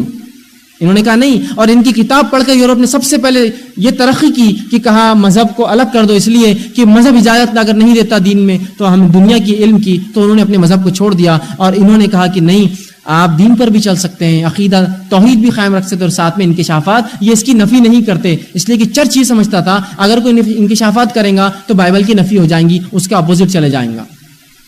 اسی طرح ابن فرناس، عباس ابن فرناس، یہ بہت مشہور سائنسداں گزرے ہیں مسلمانوں میں سے، جو فادر آف ماڈرن ایویشن، جتنے بھی جو آج جہاز اڑ رہے ہیں یہ ان کی دین ہے، اس لیے کہ پہلے انسان تھا جس نے سوچا کہ انسان اڑ سکتا ہے ہوا میں، نہ صرف اڑ سکتا ہے بلکہ الگ الگ آلات کے ذریعے تجربات بھی کرتے ہیں۔ انہی تجربات میں بہرحال ان کی وفات بھی ہو گئی۔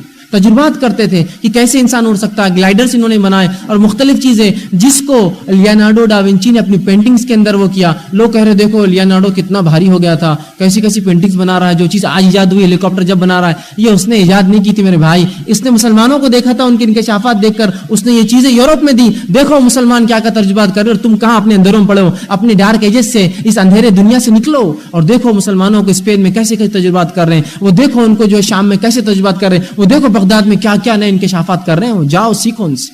تو وہ پینٹنگز بنا کے دیا کرتا تھا، جس سے تبدیلی آئی یورپ میں، ان کا رینیسانس۔ یہ مسلمانوں کی دین ہے یورپ کو، کہ رینیسانس، ان کی تبدیلی اور چرچ کے جو شکنجوں سے یورپ بچا، مسلمانوں کی دین ہے۔ اسی طرح مسلمان انکشافات کر رہے ہیں، یہ 1000 سال آگے یہ قوم چلتی تھی دوسری قوموں سے، آج کا معاملہ بالکل الٹ ہے۔ آج ان کی دین اور ان کی بھیک پر ہم منحصر ہے، اگر یہ ہم کو دے دے تو فلاں ہو جائے۔ حتیٰ کہ ایک سادہ سا پیراسیٹامول ہوتا ہے نا، پین کلر ہوتا ہے، سب جانتے ہیں نا، کسی کوئی بھی ان پڑھ بھی رہا تو بولتا ہے اگر بدن درد کر رہا، فلاں ہو رہا، پیراسیٹامول لے لو، ہے نا، بولتے ہیں نا۔ ایسا کوئی مسلم ملک نہیں ہے آج دنیا میں جو پیراسیٹامول پروڈیوس کرتا ہے، معلوم آپ، 2 روپے کی گولی ہوتی ہے، بلکہ 2 روپے میں ہول سیل میں 100 بھی گولیاں آتے ہیں، لیکن ایک بھی مسلم ملک نہیں ہے جو پیراسیٹامول جیسی چھوٹی چیز بنا سکے۔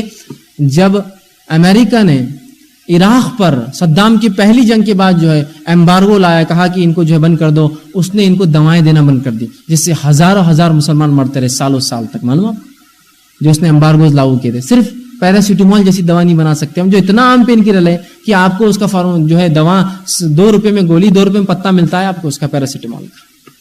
تو آج ہم ان کی بھیک پر منحصر ہے، وہ اگر دے دے تو ہم زندہ رہیں گے، وہ نہ دے تو ہم مر سکتے، یہ حالت ہوگی ہماری۔ ہم اپنے جو ہے قدموں پہ نہیں، آج گھٹنوں پہ نہیں بلکہ ہاتھوں پہ بھی نہیں، میں کہہ سکتا ہوں بس پڑے ہیں، رینگنے کی بھی طاقت نہیں رہی ہم میں۔ یہ ہمارے آبا و اجداد تھے جنہوں نے دنیا کو چلنا سکھایا، انہیں سکھایا کہ یہ سب چیزیں اسلام کے خلاف نہیں، انہیں سکھایا کہ سوچو، زمین و آسمان میں غور و فکر کرو، انکشافات ایجادات کرو۔ اسی طرح الگیبر، کون نہیں پہچانتا الگیبر کو، the father of modern chemistry, Jabir ibn Hayyan. سب جانتے ہیں الگیبر کو. یہ فرق اتنا ہے کہ انگلش نام ان کا الگیبر ہے اور اصل عربی نام جابر ابن حیان. انہوں نے کیمیا کے اندر نئے نئے انکشافات کیے، نئے نئے تجربات کیے اور ایسی بنیادی چیزیں بتائی جس سے آج ماڈرن کیمسٹری جو ہے اس سے جڑی ہوئی ہے، اس کے بغیر اس کی بنیاد نہیں ہو سکتی تھی. یاد رکھیے. اسی طرح آپ دیکھیں گے الحزن، آپ یہ نام بھی سنیں گے، نیٹ پر دیکھے ہوں گے آپ نے. ابن الہیثم یہ ایک وہ شخص ہے جس نے جو ہے ان کو ہم کہہ سکتے ہیں father of modern optics. Optics ہوتے ہیں نا، چشمے جو لگا رہے ہیں، کیمرے جو چل رہے ہیں، آپ کیمرہ موبائل میں لے رہے ہیں، تمام چیزوں کے یہ بانی کہلاتے ہیں. اس لیے کہ یہ پہلے تھے جنہوں نے سب سے پہلا کیمرہ بنایا تھا، پن ہول کیمرہ. اس لیے کہ انہوں نے یہ یاد کیا کہ روشنی جو ہے سیدھا چلتی ہے، روشنی ٹیڑھا میڑھا نہیں چلتی. انہوں نے پہلی بار انکشاف کیا. جب روشنی سیدھی چلتی ہے تو انہوں نے یہ کیا کہ جب روشنی سیدھی چلتی ہے اور ایک چھوٹے سوراخ کی طرف جاتی ہے تو اس میں جا کر وہ جو ہے ڈیویٹ ہوتی ہے اور اس کے برعکس عکس سامنے کی طرف بناتی ہے. مطلب اگر کسی سوراخ میں جائیں گی تو سیدھی چیز ادھر عکس الٹا بنائیں گی. اور انہوں نے پہلی بار پن ہول کیمرہ بنایا. یہ کیا کرتے تھے، ایک چادر، ایک کمرہ بناتے تھے جو اندھیرے میں ہوتا تھا، پورا اندھیرا حصہ، اور اس میں ایک باریک سوراخ کرتے تھے جس سوراخ سے جب روشنی آتی تو سامنے کی چیزوں کا عکس اس دیوار پہ الٹا پڑتا، ایک امیج بنتی، فوٹو بنتی سامنے. تو پہلا انہوں نے انکشاف کیا. اور آنکھیں کیسا دیکھتی ہے پھر اس سے پتا چلا، آنکھ بھی الٹی چیز کو سیدھا اور سیدھی چیز کو الٹا دیکھتی، سمجھ رہا. اور اس سے انہوں نے آپٹکس ایجاد کیا جس سے آج انسانیت کتنا فائدہ اٹھا رہی ہے. چشمہ ہر شخص لگاتا ہے نا فائدے کے لیے. ابن الہیثم کو ثواب جاتا ہوں، انہوں نے ایجاد کیا تھا اس کہ آنکھ کیسے کام کرتی اور اگر کمزور ہو جائے تو کیسے اس کو آپٹکس کے ذریعے، شیشوں کے ذریعے اس کو دیکھنے کے لیے وہ کیا جائے.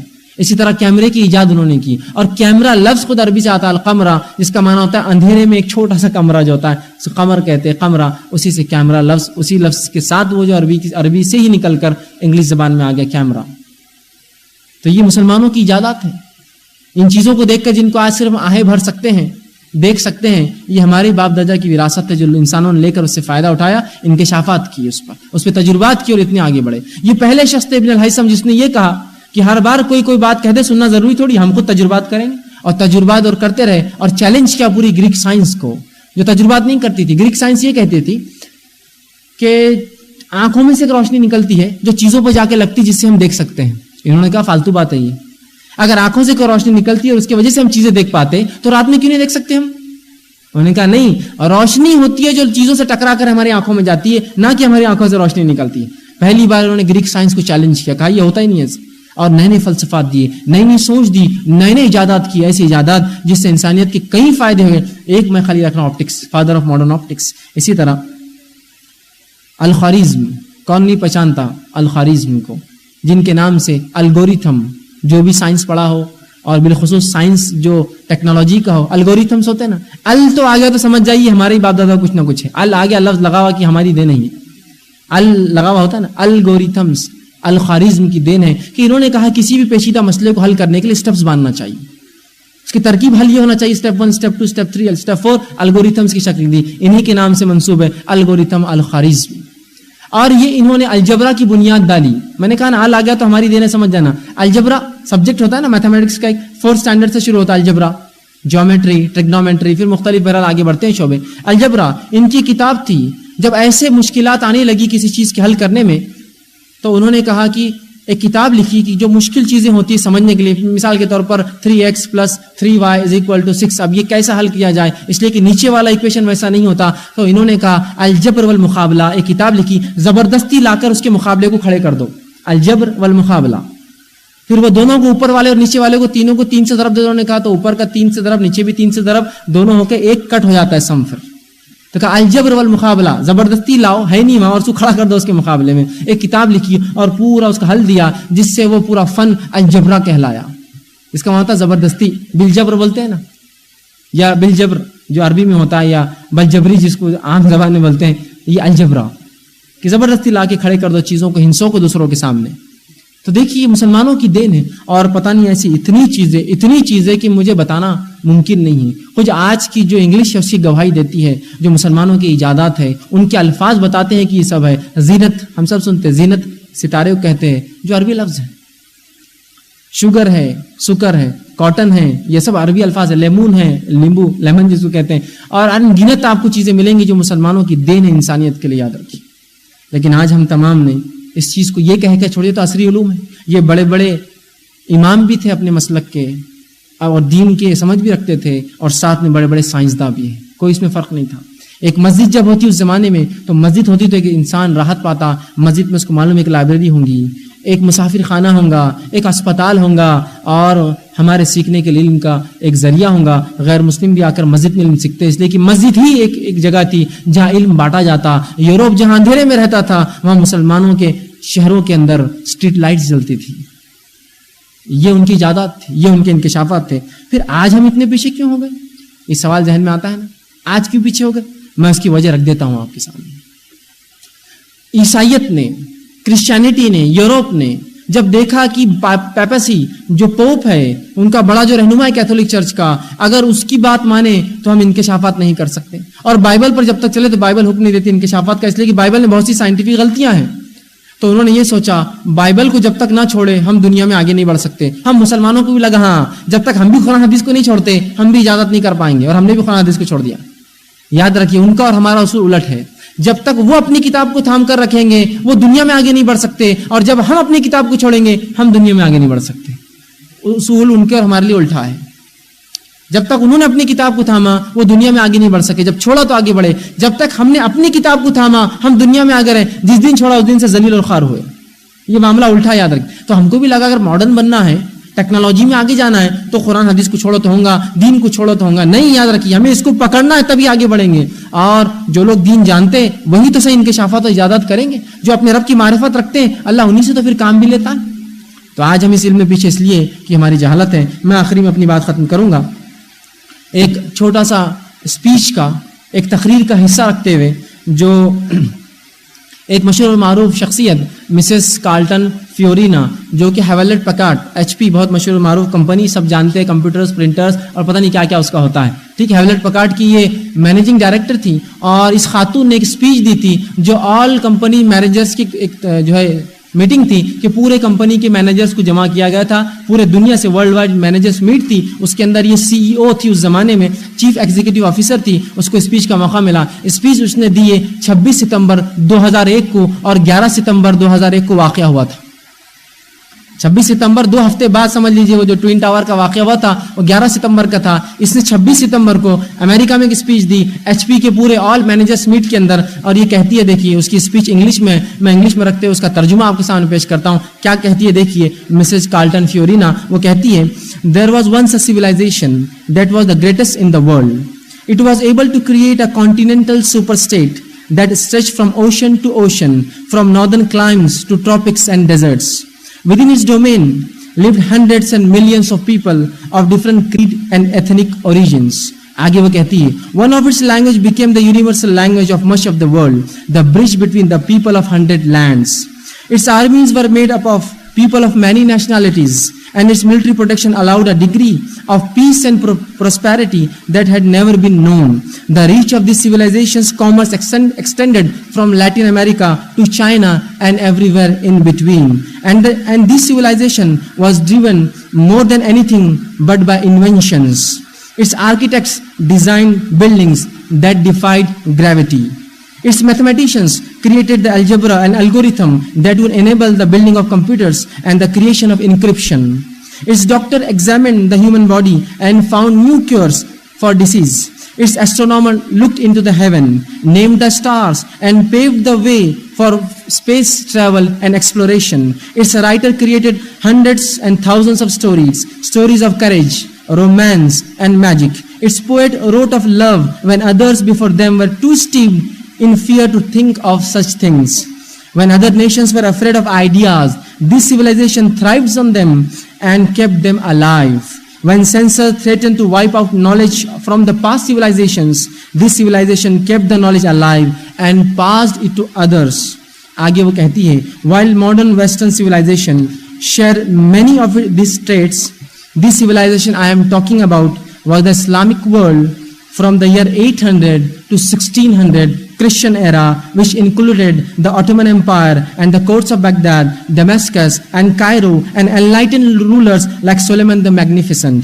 آگے وہ کہتی ہے, although we are often in-depth and although we are often unaware of the in-depthness of this other civilization, its gifts are very much a part of our heritage. The technology industry would not exist without the contribution of Arab mathematicians.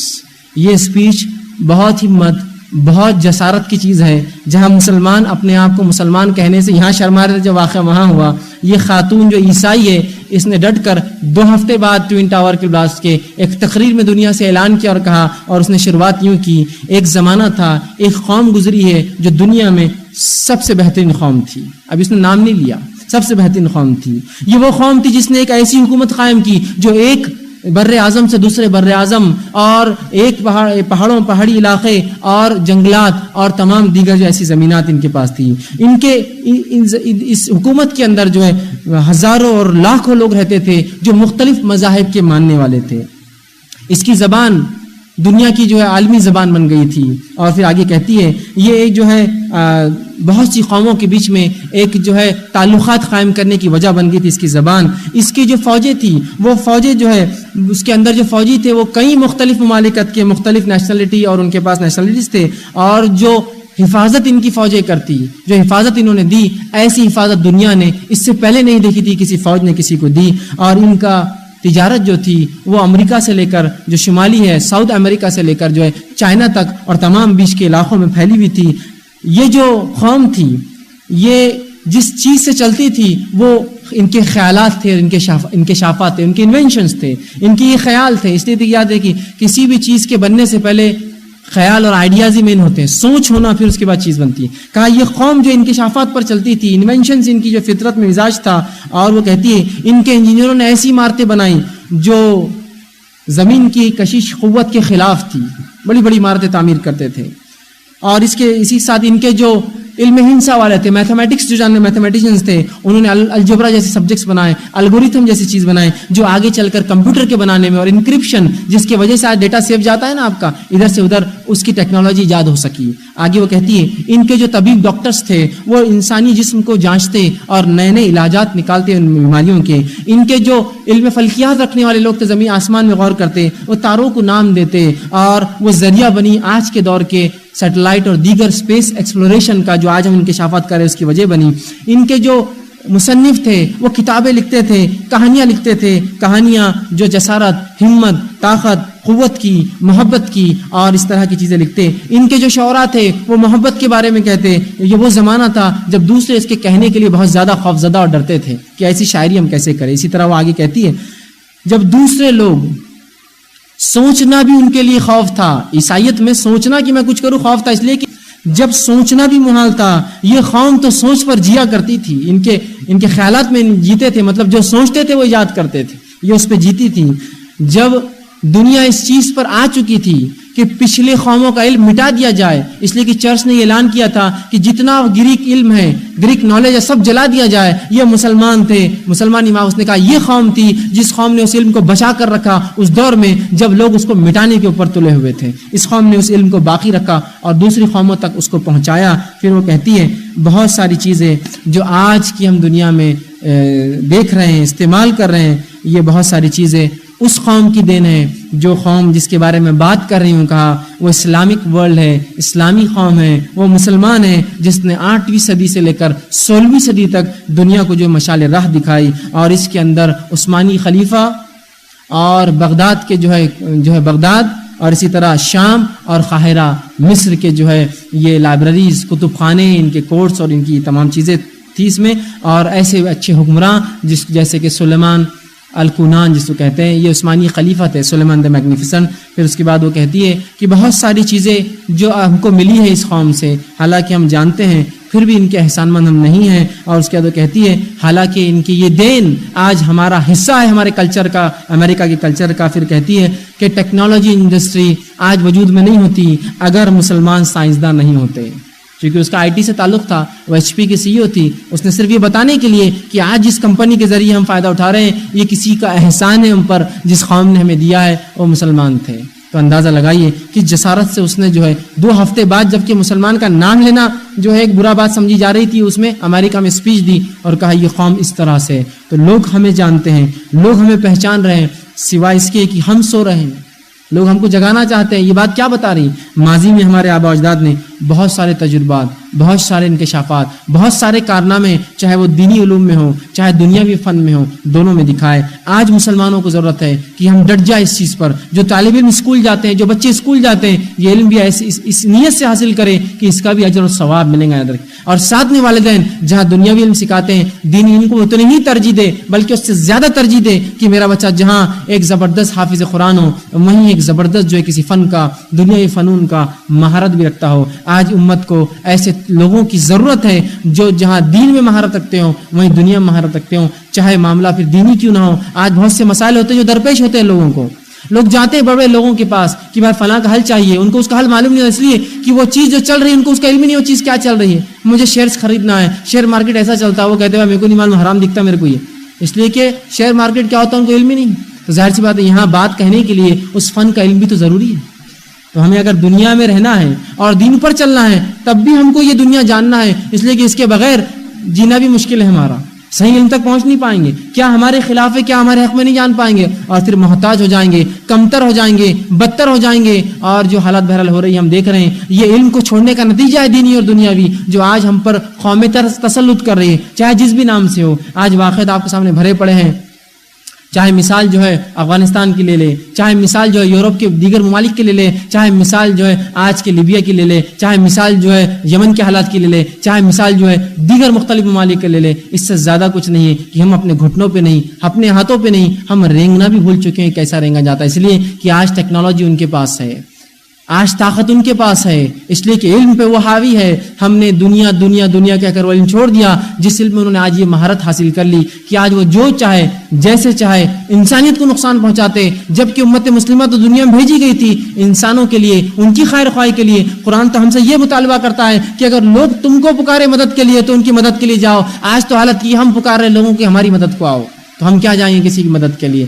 تو آج علم یہ بنیاد ہے، شرع علم خوب حاصل کیجئے، اپنے بچوں کو دیجئے، جو عمر ہو جو حال ہو سیکھیے، اسی طرح خوب دنیاوی علم حاصل کیجئے تاکہ کوئی دنیا میں ہمیں گمراہ نہ کر سکے اور آخرت کے اعتبار سے دین میں ہمیں گمراہ نہ کر سکے۔ علم نفع ہی نفع دیتا ہے، علم فائدہ ہی فائدہ دیتا ہے، علم کا کبھی کوئی نقصان نہیں یاد رکھے سوائے اس کی کہ فائدہ دیتا ہے۔ خرچ کیجئے اس کے اوپر، اگر پیسہ لگتا ہے خوب مال اس پہ لٹائیے، اس لیے کہ یہ جائز جگہ ہے جہاں مال لٹا سکتے ہیں۔ لوگ شادیوں میں، بیاہ میں، براتوں میں، فالتو کاموں میں، بدعات میں، خرافات میں مال لٹاتے ہیں، تعلیم کے لیے دوسروں سے بھیک مانگتے ہیں۔ تعلیم کے لیے اپنا سب کچھ بیچ دیجئے، یہ تعلیم آپ کو پھر بتائیں گی، یہ تعلیم کا فائدہ ہوگا۔ صحابہ کے واقعات، تابعین کے واقعات، تابعین کے واقعات علم کے لیے اتنے بھرے پڑے ہیں کہ وقت نہیں ہے کہ میں تمام رکھوں۔ بہرحال علم کی اہمیت کو سمجھیں، اس کو جانے اور اس کو خوب حاصل کرے، جہاں دین میں مہارت حاصل کرے وہیں دنیا میں مہارت حاصل کرے کہ دونوں طرف کو ہمیں دھوکہ نہ دے سکے، مسلمانوں کو وہ نہ کرے۔ اور علم طاقت ہے، آنے والے زمانوں میں یہی جنگ کا طریقہ ہوں گی، کوئی ہتھیار جا کر آپ کو اٹھا کر نہیں لڑنا ہے، لوگ عقلوں سے لڑیں گے۔ آپ کو کیا لگتا ہے میں زمین پہ کھڑا ہوں ہتھیار لے کے اور کوئی مجھ سے لڑنے آئے گا؟ وہ اوپر سے آپ کو شوٹ کرتے ہوئے نکل جاتا ہے۔ ایسے پلین سے جو ان مینڈ ہوتا ہے اس میں آدمی بھی نہیں ہوتا بیٹھا ہوا، وہ بیٹھا ہوا اپنے گڈھے میں وہاں سے خالی کنٹرول کر رہا ہے، تو کیا آپ کو لگتا ہے ان سے ہمیں جنگ ہوگی؟ اب عقل کی جنگ ہے، اس کی بات یاد رکھیے۔ تو مسلمانوں کو اس کے لیے تیار ہونا ہے، علم سیکھنا ہے، خوب علم میں مہارت حاصل کرنا ہے، جس طرح سے اسلاف تھے جہاں دین میں وہ مہارت رکھتے تھے، دنیا میں مہارت رکھتے تھے، کھیتی باڑی بھی اب کرتے تھے، اور پتہ نہیں کیا کیا انکشافات کارنامے انجام دیے، اور ایسے ایسے کارنامے جن کو دیکھ کر دنیا جو ہے انگلیاں دبا لیتی ہے اپنے دانتوں میں۔ کیا واقعی مسلمان ایسے تھے؟ کیا واقعی مسلمانوں کو یہ علم تھا؟ کیا واقعی مسلمان اتنا نالج رکھتے تھے؟ جابر ابن حیان اپنی کتاب میں لکھتے ہیں کہ اگر جو مادہ ہوتا ہے، مادے کی جو سب سے چھوٹی چیز ہوتی ہے جس کو مالیکیول، اس زمانے میں مالیکیول مانا جاتا ہے، ایٹم ہے، پروٹونز، نیوٹرونز اور اس کے بھی پارٹس سب آ چکے ہیں، لیکن اس زمانے میں وہ کہتے ہیں جو مادہ ہوتا ہے، مادے کا جو سب سے چھوٹا حصہ ہوتا ہے، اس کو وہ کہتے ہیں ذرہ عربی میں، مالیکیول، ایٹم نہیں ہوتا مالیکیول۔ اگر وہ حصے کو اگر کوئی توڑ پایا، سپلٹ کر دیا، تو اتنی توانائی اس سے نکلیں گی کہ بغداد جیسا شہر ایک جھٹکے میں برباد ہو سکتا ہے۔ یہ ہمارے آباء و اجداد کی سوچ تھی، ان کی اتنی اعلیٰ سوچ تھی کہ ایک مادے کو اگر توڑ دیا جائے، ایٹم بم بنتا ہے نا، انہوں نے کہا ایک مادے کو اگر توڑ دیا اس کا سب سے چھوٹا حصہ، تو اتنی اس میں سے انرجی نکل سکتی ہے جو ایک بغداد جیسے شہر کو برباد کرنے کے لیے کافی ہو سکتی ہے۔ اندازہ لگائی کتنے آگے تھے وہ۔ وہیں دنیا میں بھی آگے تھے تو دین میں بھی اتنے آگے تھے. کوئی نمازیں چھوڑ کر نہیں بیٹھے تھے, دین کو ترک نہیں کر دیا تھا کہ نہیں بھائی دیندار بنے تو دنیا نہیں ہوتی, دنیا کرے تو دین نہیں ہوتا, دونوں لے کر چل رہے تھے. تو یہ اسلاف نمونہ ہے. ہم کو یہ دونوں علم کو واپس اسی جگہ لا کر اسی طریقے سے حاصل کرنا ہے. ایک طرف دین ہو, دوسری طرف دنیا ہو, دونوں مل کر ہو, پھر وہی زمانہ, وہی خوشیاں, وہی تمام چیزیں واپس لوٹ آئیں گی جو ہماری تھی, ہماری دین تھی اس دنیا کو. بہرحال اسی پہ اپنی بات ختم کروں گا, ایک نصیحت کے ساتھ کہ ہم خوب علم حاصل کریں دنیاوی, تاکہ ہم کو جو ہے دنیا میں کوئی گمراہ نہ کرے, اور اخروی تاکہ آخرت کے اعتبار سے ہمیں کو ہمارا عقیدہ برباد نہ کر سکے. اللہ رب العزت سے دعا کہ اللہ سبحانہ تعالیٰ کہنے سننے زیادہ عمل کی توفیق دے. ہم تمام کو اسی طرح جو ہے اپنی کتاب کو پڑھنا, سمجھنا, عمل کرنا ہمیں سکھائے, جب تک زندہ رکھے, اسلام اور ایمان پر زندہ رکھے, خاتمہ ہمارا ایمان پر ہو. وآخر دعوانا الحمدللہ رب العالمین. سبحان ربک رب العزت عما یصفون وسلام علی المرسلین والحمدللہ رب العالمین. الحمدللہ والصلاة والسلام علی خاتم النبیین والمرسلین. رب اشرح لی صدری ویسر لی امری واحلل عقدۃ من لسانی یفقہوا قولی. اما بعد. جی بھائی نے ایک سوال کیا علم کے تعلق سے کہ بہت سے مسلمان ہوتے ہیں لا علمی کی سے جاتا مسلمان میں دین بار اور ہم کو معلوم ہے رسول تعلیم قرآن میں یہ چیز معلوم ہے, کیا وہ ایسی مر جائے انفاق کر کوئی نہ کیا اسی طرح کچھ علم ایسا ہوتا ہے جو جاننا ہر کسی کے لیے لازم اور فرض ہوتا ہے, اس معاملے میں اس کی چوک برداشت نہیں کی جائیں گی. مثال کے طور پر اگر میں یہ کہتا ہوں کہ میں ایمان لایا اللہ پر, تو اللہ کے تعلق سے علم حاصل کرنا مجھ پر فرض ہے, اس لیے کہ میں جس چیز پر ایمان لاتا ہوں اس پر اس کا علم حاصل کرنا فرض ہے. سیدھی سی بات ہے. اگر میں ایک چھوٹا سا میں مثال دیتا ہوں دنیاوی, ایک چھوٹا سا ہینڈ سیٹ خریدتے ہیں آپ, تو اس کا پورا گائیڈ بک پڑھتے ہیں آپ, کیسا چلتا ہے, کیا ہوتا ہے, مینول کیسا ہے, فلاں ہے, یہ ہے, وہ ہے. گاڑی لیتے ہیں تو اس کا مینول پڑھتے ہیں, ہے نا. کاروں کے ساتھ, ٹو ویلر کے ساتھ مینول آتا ہے, اس کے بڑے بغیر گاڑی نہ چلائے, آپ اس کو پڑھتے ہیں, فلاں ہر جگہ کرتے ہیں. سوال یہ کہ جب دنیا میں پیدا ہوں تو اس کا کیا مینول ہے جینے کا, بتائیے. وہ اللہ کی کتاب, اس کے رسول کی تعلیمات ہے, اور اگر میں اس سے منہ موڑے رکھوں اور اس جہالت میں مر جاؤں تو یاد رکھیے معافی نہیں ہوتی, اس میں معافی نہیں ہوتی. کوئی اگر یہ غلط فہمی میں ہوگا کہ اللہ کے تعلق سے علم حاصل کرے تو مجھے معافی مل جائیں گے, تو معافی نہیں ملتی. اس لیے کہ جس چیز کے لیے اللہ رب العزت نے کتابیں اتاری, جس چیز کے لیے اللہ نے اپنا نبی بھیجا, پھر ہم تو کلمہ گو لوگ ہیں, کلمہ پڑھ رہے ہیں, اللہ کا کلمہ پڑھ رہے اس کے رسول کا, اور ایمان لاتے ہیں قرآن پر, اور اس کے بعد اگر اس کی تعلیمات پہ عمل نہ کرے, بالخصوص جو واجبات, جو فرض, جیسے کہ اللہ کی ذات, اس کی وحدانیت, اس کی عبادت کا معاملہ, اس کے ساتھ شرک نہ کرنا, اسی طرح سنت پہ عمل کرنا, اس میں بدعتیں, دین میں بدعتیں ایجاد نہ کرنا, اسی طرح وہ حرام کام جو گناہ کبیرہ جس پر جہنم کی وعید آئی ہے, اگر ہم پھر بھی نہ چھوڑیں تو یاد رکھیے ہماری لا علمی سے آخرت میں ہم بچ نہیں سکتے. یاد رکھیے کہ ہم سمجھیں گے ہم کو معلوم نہیں تھا تو ہم بچ جائیں گے, لا علمی سے ہم بچتے نہیں. اس لیے کہ کچھ چیزوں کا علم حاصل کرنا وہ چیز کے عمل کے بعد ضروری ہے. تو میں نے اور آپ نے جب اسلام کا دعویٰ کیا, مسلمان ہونے کا دعویٰ کیا, تو یہ علم ہمارے لیے ضروری تھا. ایسے ہی مر گیا تو یاد رکھیے روز قیامت وہ جنت نہیں جا سکتا, اس لیے کہ جانے انجانے میں اس نے ایک ایسی بڑی غلطی کی جس کی معافی نہیں ہو سکتی. یاد رکھیے اس کا علم ہم کو حاصل کرنا پڑے گا. مثال دیتا ہوں, مثال کے طور پر کوئی ایک دیہاتی انسان شہر میں آ جائے اور کرنٹ کا ہوتا ہے نا, کرنٹ کے ڈی پیز ہوتے بڑے بڑے لگے ہوئے, وہاں لکھا ہوا بھی ہے کہ بھائی 5000 volt, 10,000 volt, 1 lakh volt, 50 lakh volt لکھا ہوتا ہے. اگر کوئی بہت ہی جاہل ہو تو وہاں ایک کھوپڑی اور 2 ہڈیاں بنی ہوئی رہتی, یہ حال ہو جائیں گے, ہاتھ مت لگاؤ اس کو, ہے نا. جیسا کہ ٹوبیکو, تمباکو کے ہر پیکٹ پہ لکھا ہوتا ہے chewing of tobacco smoking is injurious to health, it may cause cancer, فلاں فلاں فلاں. اگر کوئی انگلش نہیں بھی جانتا تو وہاں ایک بچھو اترا ہوا رہتا, کم از کم علامت کی زہریلی چیز ہے, اچھی چیز نہیں ہے, ہے نا. اسی طرح اب وہ آدمی آئے ایک دیہات سے اور آ کر وہ اس میں ہاتھ ڈال دے, اب تقدیر میں تھا تو سمجھ لیجیے بچ گیا, ورنہ ممکن تو نہیں ہوتا ہے. بچ گیا اور کوئی پوچھے اس سے کیوں ہاتھ ڈالا تھا اندر, تو کیا اس کا یہ جواب درست ہوگا, میرے کو پڑھنا نہیں آتا تو کرن کو سمجھنا نا, میرے کو نہیں لگنا, میرے کو پڑھنا نہیں آتا تو کرن چھوڑ دیں گا, اس کو نہیں, اس کو پڑھنا نہیں آتا, جاننا چھوڑ دو, اس کو معافی ہے اس میں نہیں. تو اسی طرح شریعت کے کچھ ایسے معاملات ہیں جسے معافی نہیں ہے, آپ کو کرنا ہی پڑے گا, وہ فرض ہے. اللہ کی ذات, اس کے رسول کا معاملہ, قرآن پہ عمل کا معاملہ, اس کا علم حاصل کرنے کا معاملہ, شریعت کا علم حاصل کرنے کا, فرائض پہ عمل کرنے کا معاملہ, حرام سے بچنے کا معاملہ, حلال کی طرف متوجہ, یہ فرض ہے. تو اس کی معافی نہیں ہے. پھر آپ بولے مجھے معلوم تھا یا نہیں معلوم تھا, سوائے اس شخص کے جس نے شرک کبھی نہ کیا ہو لیکن دیگر معاملات اس تک نہ پہنچے ہو اللہ کے, جیسے کہ سنت رسول مکمل نہ آئی ہو, یا اس کی زبان میں سنت رسول پہ کوئی کتاب ہی نہ رہی ہو, صرف قرآن اس کی زبان میں ہوتا ہے نا. ایسا کہ ایسے علاقے یا ایسے نو مسلم قومیں ہوتی ہیں جن کے زبان میں قرآن اور کتابیں نہیں ہوتی ہیں. یہ ایک الگ شکل ہے. تو ایسا شخص اگر شرک پر نہ مرے تو انشاءاللہ قوی امید ہے کہ اللہ باقی چیزوں میں معاف کرے گا. لیکن بقیہ جو مسلمان اپنے آپ کو کہتے ہیں عبداللہ عبد الرحمن اور پتہ نہیں سب نام سے پتہ چل رہا ہے کہ یہ مسلمان ہے اور بتایا جا رہا ہے اسلام تمہارا دین ہے اور فلاں ہے, اور اس کے بعد یہ نہ کرے تو اس کی سخت پوچھ اور پکڑ ہوں گی. کسی نے ایک سوال کیا خواتین سے, can a girl go away from her family in order to attain education? کیا ایک خاتون اپنے گھر کو چھوڑ کر جا سکتی ہے علم حاصل کرنے کے لیے؟ تو دیکھیے سب سے پہلی چیز تو یہ, خواتین جب بھی علم حاصل کریں گے اس کے لیے کچھ شریعت کے حدود کے ساتھ, مردوں کے لیے بھی یقیناً وہ ہے, لیکن خواتین پہ ایک حد جو زائد آتی ہے وہ پردہ ہے.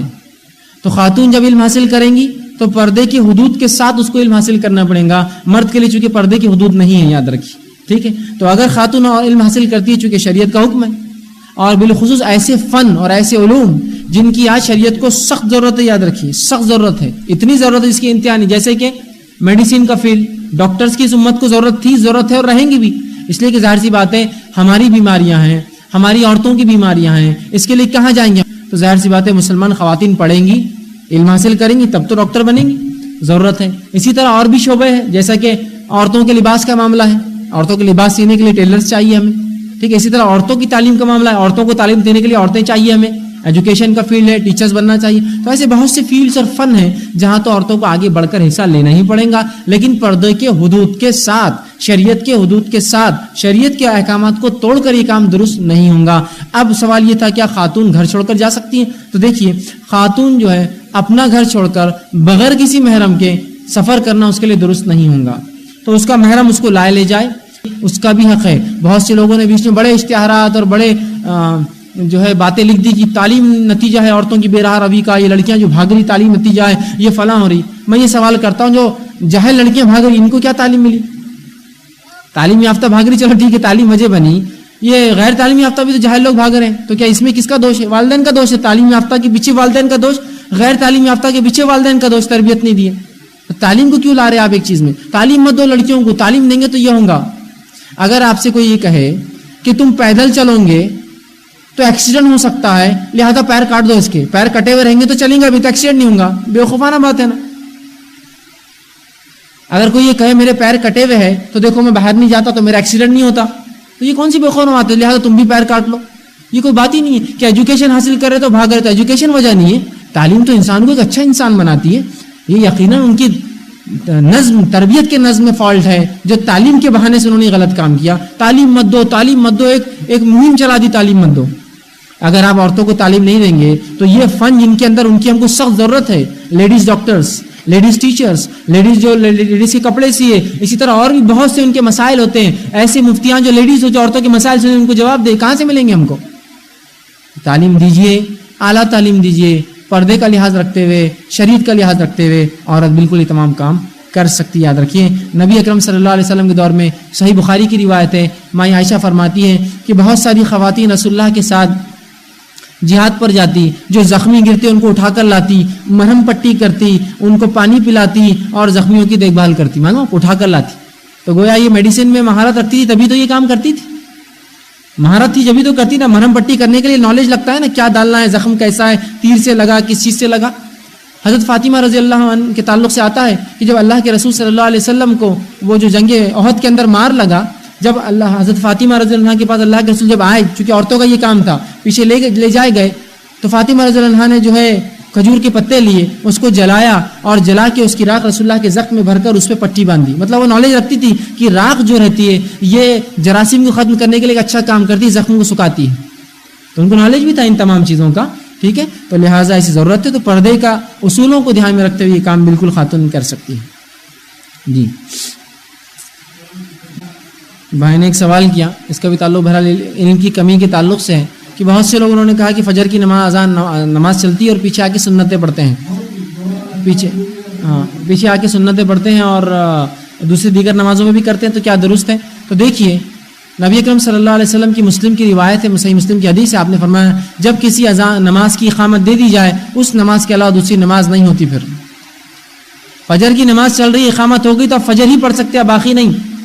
اسی لیے بہت سے لوگ عمرے کو جاتے ہیں, حج کو جاتے ہیں, اور وہاں بہت لمبی لمبی فجر ہوتی ہے, تو بہت سے ہمارے ہندوستانی پاکستانی ہوتے ہیں بہت لمبی چلتی ہو, آ کر آرام سے پیچھے کھڑے ہوتے, ایک آدھ آرام آ کے اٹھا کے لے جاتا, چل اندر ادھر یہاں کے نماز پڑھتے کھڑا ہوا ہے, ادھر نماز چل رہی یہاں کھڑا, تو ہم بولتے ارے کیا گندا آدمی ہے, دیکھو نماز توڑا دیا میری فلاں. وہ بولتا کچھ نماز تو نہیں, چلو ادھر, جہالت تمہاری, وہاں اقامت ہوگی اب کی نماز دوسری, تو اقامت ہونے کے بعد کوئی دوسری نماز نہیں ہوتی سوائے اس نماز کے. اب آپ کھڑے ہیں نماز پڑھ رہے ہیں, اقامت ہوگی, امام نے کہہ دیا آپ کو نماز توڑ دینی پڑیں گی اپنی, جا کے اقامت مل جائیے, بعد میں آ کے وہ نماز آپ مکمل کریں. دوسرا یہ کہ فجر میں بھی بہرحال بہت سے لوگ اکثریت کرتے ہیں کہ آرام سے معلوم ہے لمبی ہوتی, فجر عشاء تھوڑی سی لمبی ہوتی ہے ہر مسجد میں, تو آگے کھڑے تھے بھی لا علمی یاد رکھیے, جماعت, صف بندی کے آداب, صف کے آداب, نماز کے آداب, اس کے فرائض, ہم کچھ سیکھتے نہیں, یاد رکھیے ہر تمام چیزیں بس سنی سنائی دیکھی دکھائی چل رہی ہے. ٹھیک, اب یہ بھی لا علمی کا ایک نتیجہ ہے کہ ہم سیکھتے نہیں ہیں اور پیچھے آ کے ہم کرتے, یہ درست نہیں, یاد رکھیے. ہاں اگر آپ عادی ہے نماز پڑھنے کی, پڑھنا چاہیے موقعہ فجر سے پہلے کی, لیکن ظہر کے پہلے کی بھی 4 موقعہ اسی طرح کی جس طرح فجر کی 2 ہے. فجر کی 2 کو تو اہمیت, ظہر کی 4 غائب. موقعہ ہے, فجر کے لیے خاص تاکید تو کہیں نہیں ہے, ہر موقعہ ہے جو آپ کو پڑھنا ہے. فجر سے پہلے کی 2, ظہر کی پہلے کی 4, ظہر کی بعد کی 2, مغرب کی بعد کی 2, عشاء کی بعد کی 2, یہ ہوتی ہے کل 12 رکعت. پڑھنا ہے یہ سب کو, لیکن صرف فجر کی 2 کو اہمیت. آ کر امام کچھ بھی کرو آپ آرام سے, حتیٰ کہ قاعدے میں بھی ملا تو آرام سے پڑھ کے قاعدے میں جا کے ملتے ہیں, اس نہیں ہوتی نماز. کوئی بھی نماز جب اقامت دے دی جائے وہی ہوں گی. یہ ایک لا علمی کا نتیجہ ہے. فرائض کے تعلق سے میں بالخصوص تاکید کروں گا, احکامات جو ہے فرائض, اس کا علم تو سب کو ضروری ہے مسلمان. ہر شخص علم حاصل کرے, نماز, روزے, زکوٰۃ, حج کے کیسے ہوتے, کیسے نفی ہوتی, کیسے ٹوٹتے ہیں, توحید کب قائم ہوتی, توحید کے خلاف کب عمل ہوتا ہے, یہ سیکھنا جو ہے انتہائی ہمارے لیے جو ہے زیادہ جو ہے ضروری ہے. اگر کوئی لڑکی علم حاصل کرنا چاہتی ہے, اگر ماں باپ یہ کہیں کہ گھر میں بیٹھیے کہ یہ آج کا زمانہ ٹھیک نہیں, تو اس وقت کیا کیا جائے؟ دیکھیے سب سے پہلی چیز تو یہ والدین کا کام ہے بچوں کو تعلیم یافتہ کرے, تربیت دے, دین اور دنیا کا علم دے. لیکن اگر واقعی میں آپ کے والدین یہ سمجھتے ہیں کہ اس ماحول میں جہاں وہ رہتے ہیں, چونکہ آپ نے لکھا نہیں آپ کہاں ہے, کون ہے, کیسے ہے, اس ماحول میں جہاں واقعی میں اگر فتنہ اور فساد ہے تعلیم حاصل کرنا, تو میں کہوں گا والدین کی بات سنیں گے, تعلیم حاصل نہیں کریں گے. اس لیے کہ آپ کے والدین, آپ کا والد آپ کا ولی ہے, آپ کے ماں باپ ہے, وہ ان کی اطاعت آپ پر پہلے لازم ہے. لہٰذا اگر وہ بنیادی علم آپ کو دے دے, ہو سکتا ہے آپ کو 10ویں پڑھا دیا ہو, 12ویں پڑھا دیا ہو, وہ چاہتے ہیں اس کے آگے نہ ان کی اطاعت ہے نہ حالات ہے. اب جہاں بھی رہتے ہو جو بھی حالات ہوں گے, اگر وہ یہ طے کرتے ہیں تو والدین کو اس کی اجازت ہے. اب آپ گھر میں رہیے, گھر میں رہ کر دینی علم میں مہارت حاصل کیجیے, جیسا آپ دنیاوی علم مہارت حاصل کرتی رہی اسی ترتیب میں دین کا علم حاصل کیجیے. لیکن آپ کو والدین کی اس معاملے میں بات سننا ہوگا. بھائی نے ایک اچھا سوال کیا کہ بہت سے لوگ پچھلے زمانے میں دنیا میں بھی آگے تھے, دین میں بھی آگے تھے, لیکن آج جب ہم دین کے لیے کوئی کام ٹیکنالوجی استعمال کرتے تو لوگ کہتے ہیں کہ یہ تو دنیا ہے, ٹھیک, یہ تو دنیا کی کام ہے, یہ درست نہیں ہے, یہ حرام کے فتوے یا دیگر کرتے ہیں. دیکھیے شریعت میں کچھ اصول ہے, اگر کوئی ٹیکنالوجی شریعت کے خلاف نہیں ہے تو آپ کر سکتے ہیں. لیکن مسلمانوں کا ایک ذہن ہے, کیا ذہن ہے, کچھ بھی نیا ہوا تو یہودیوں کی سازش ہے, کچھ بھی ہونے دو. موبائل ٹاورز لگ رہے تھے پہلے بیچ میں جب نیا نیا, یہودیوں کی سازش ہے, کام مسلمان ہے پورا معلوم ہو جائیں گا. تو غیر مسلم بھی کہاں معلوم ہو جا رہا ہے, ان کو صرف مسلمان کا معلوم ہو رہے, سازش ہے بولے. یہ گاڑیاں جب نہیں آئی تھی بولے سازش ہے بولے. کیوں سازش ہے؟ اور پتہ نہیں کیا کیا قصے ہوتے ہیں اس کے پیچھے بھی. سازش, ہر چیز کو یہودیوں کی سازش کہ بولے مسلمان پہلے لنگی پہنتے تھے, لنگی. میں نہیں جانتا ہوں کہ آپ صلی اللہ علیہ وسلم کے حقیقتاً کیا لباس اس زمانے میں لوگ پہنتے ہیں, اس کے تعلق تفصیلات نہیں آتی ہیں بہرحال. لیکن لوگ کہتے ہیں مکہ مدینہ میں, سعودی عرب میں لوگ پہلے لنگی پہنتے تھے, پھر یہودیوں نے شر کیا اور سائیکل بنا کر لا کر دی. اب جب سائیکل چلائے تو لنگی میں کہاں چلا سکتے سائیکل, تو پھر پینٹ لا کر دی, لو پینٹ پہنو اور سائیکل چلاؤ. دیکھیے شر. تو سائیکل کا آنا, ٹیکنالوجی اس زمانے میں ڈرائیونگ کی تھی, سائیکل آئی نا سب سے پہلے, سائیکل آئی, پھر ٹرائی سائیکل آئی, اس کے بعد پھر موٹر سائیکلس آئی, پھر کاریں بنی. تو سب یہودیوں کی ہر چیز سازش, ہر چیز سازش. کچھ ہوا کہ سازش, بس سازش کے علاوہ نہیں. یہ خود ایک سازش ہے کہ اتنی سازش ہے کہ جس کی کوئی انتہا نہیں, کہ ہر چیز میں سازش ہے, ہر چیز. کچھ ہوا کہ سازش, کچھ ہوا کہ سازش. تو اس سازشوں سے ذرا باہر نکلیے. اگر یہ ٹیکنالوجی سے مجھے نقصان ہو رہا ہے تو دوسرے بھی تو استعمال کریں نا. صرف میرے کو نقصان پہنچانے کے لیے بنیں گی, دوسرا کیوں استعمال کریں گے, ہے نا, ہر چیز میں. اور امت کو ایسا پورا جوش دلانا, کیا تم غلط, ہر کام غلط کر رہے ہو, ہر چیز میں سازش ہے, ہر کام غلط کر رہے ہو, ہے نا. بیچ میں آگے اخبارات نے بھی اس کو شائع کرنے سے گریز نہیں کیا, حالانکہ ایسے اخبارات بیچ نیشنل لیول پر بھی چلتے ہیں, لیکن ان کی بھی مت ماری گئی تھی. ہیلو بولنا حرام ہے, ہیلو بولنے کا معنی ہوتا اے جہنمی. اب اگر کوئی اس کے خلاف ذرہ بھی بولے کہ یہ کہاں سے آیا, تم بھی لگتا ان کے گروپ میں, تم خلاف بات کر رہے ہیں ہمارے. میرے بھائی, تو نے ایک لفظ کو کہا کہ حرام ہے, اس کا معنی جہنم ہوتا ہے, تو کس ڈکشنری میں لکھا ہیلو کا معنی جہنم رہتا؟ نہیں, یہ ان کی کوڈنگ ہے. تو یہ کوڈنگ کے لیے تم کب شامل ہوتے ان کی گینگ کے اندر, جو تم کو معلوم ہوا کہ اس کا معنی جہنم ہوتا. اچھا ہم تو ایک دوسرے کو ہیلو بول رہے ہیں, وہ یہودی ایک دوسرے کو ہیلو بول کے جہنمی بول رہے, وہ کیا دوسرا بولتے ہیں ایک دوسرے کو؟ وہ بھی تو ہیلو بولتے ہیں نا, یہودی بھی ہیلو بولتا ہے, عیسائی بھی ہیلو بولتا ہے, ہندو بھی, تو کئی کچھ سب ایک دوسرے کو جہنمی بولیں گے. تو علم نہیں ہوتا, سورش بس, ارے ہر چیز غلط ہو رہی, جو پہن رہے غلط, جو اوڑھ رہے غلط, جو بول رہے غلط, جو چل رہے غلط, جو کھا رہے غلط, ہر چیز غلط, بس سازش. اتنی سازشیں نہیں ہوتی, اتنے رکامی قومیں نہیں کہ ہر چیز میں سازش رچے. ان کی سازش, ان کی سازش یہودی, تو بس یہ ہے ٹیکنالوجی ہے یہودیوں کی سازش. موبائل آیا سازش تھا, موبائل ٹاور ہے سازش ہے, گاڑیاں آئی سازش ہوئی, سائیکل آئی سازش ہوئی, جو آتا تو اس کو غلط نہ سمجھے. آپ پہلے انالائز کر لیں اس کے فائدے نقصانات کیا ہوں گے, اس کے مطابق آپ فتاوی دیں کہ کیا درست ہوگا اور کیا درست نہیں ہوگا, کیا استعمال کرے کیا نہ کرے, اس چیز کا صحیح استعمال کیا ہوگا, اچھے سے غلط کیا ہوگا, پہلے سے بتا دیں. کمپیوٹر آیا بتا دیجیے صحیح حلال اور حرام استعمال کیا ہوگا, ختم. سازش بول کے مکمل اس کو بین کرا تو مشکل, ریزرویشن کیسے کراتے پھر آپ جا کر, سازش ہوتا, وہ بھی کمپیوٹر پہ ہو رہا. گورنمنٹ آفس میں جا رہے کمپیوٹر ہو رہے, گھر پہ جا رہے ہر جگہ کمپیوٹر, بچے کو تعلیم دلا رہے اب تو کمپیوٹر کیا, پھر سازش میں ڈال دیے, پیسہ دے کر سازش سکھا رہے اس کو آپ. ہر چیز میں سازش نہیں ہوتی, تو اس چیز کو سمجھے, جدید ٹیکنالوجی کے نفع نقصان کو جانے, اور اس کے بعد جو ہے اپنی بات کہے, اپنی بات اس پر رکھیں. دوسرا سوال کا حصہ یہ تھا کہ جو لوگ حلال روزی کمانے کے لیے جاتے ہیں تو لوگ ان کو بولتے ہیں بھائی یہ دنیا چھوڑ کر دین کے لیے بھی کچھ وقت نکالو. تو میں نے اسی لیے شروع میں کہا یہ لا علمی ہے کہ دین اور دنیا میں ہم فرق کرتے ہیں. حلال روزی کمانا فرض ہے, تو اگر ایک آدمی حلال روزی کمانے مشقت میں پریشان ہے, یہ بھی ایک فریضہ ادا کرا, اس کا بھی ثواب ہے. نبی اکرم صلی اللہ علیہ وسلم کے زمانے میں ایک صحابی رسول صلی اللہ علیہ وسلم نے ایک حدیث بیان کی. جب انہوں نے وہ حدیث بیان کی تو عمر ابن خطاب رضی اللہ عنہ نے کہا کہ یہ حدیث تم نے کہاں سے سنی, بتاؤ اس کی دلیل دو. تو انہوں نے کہا میں نے فلاں فلاں وقت یہ حدیث بہرحال اللہ کی سنی. تو کہا کیسی عجیب بات ہے, نبی اکرم صلی اللہ علیہ وسلم کی صحبت تم نے حاصل کی اور سنا, ہم لوگ تو تجارت میں لگے رہے تھے, اللہ ہم کمانے میں لگے تھے, تم یہ کر رہے. لیکن یہ نہیں کہا کہ میں دنیا میں لگا ہوا تھا اور تم دین میں لگے ہوئے تھے. کہا کہ میں اپنی معیشت میں پریشان تھا, اس حلال روزی کمانے میں تھا, اور تم کو وقت مل گیا جو اللہ کے رسول کی صحبت حاصل کر کے علم حاصل کر لیا. لیکن یہ نہیں کہا کہ میں دنیا پرستی میں تھا اور تم دین پرستی میں لگے تھے, نہیں. تو گویا حلال روزی کمانا بھی دین کا حصہ ہے. اب ہمارے پاس دین دنیا کو الگ کر کے مصیبت کیا ہوتی ہے, ایک آدمی اگر حلال روزی کما رہا تو اس کو ہمیشہ ایک تکلیف ہوتی ہے ذہن میں دین پہ نہیں چل رہا, میں دین پہ نہیں چل رہا, میں دین پہ نہیں چل رہا, دین کا وقت نہیں دے رہا, دین کے لیے وقت نہیں نکال رہا, دین کا کام نہیں ہو رہا. اور اسی پریشانی میں وہ کیا کرتا ہے, پھر اب ڈما بولے جاب کو, مہینے میں اتنے دن ڈما دیتا اور دین کے کام کے لیے نکل جاتا.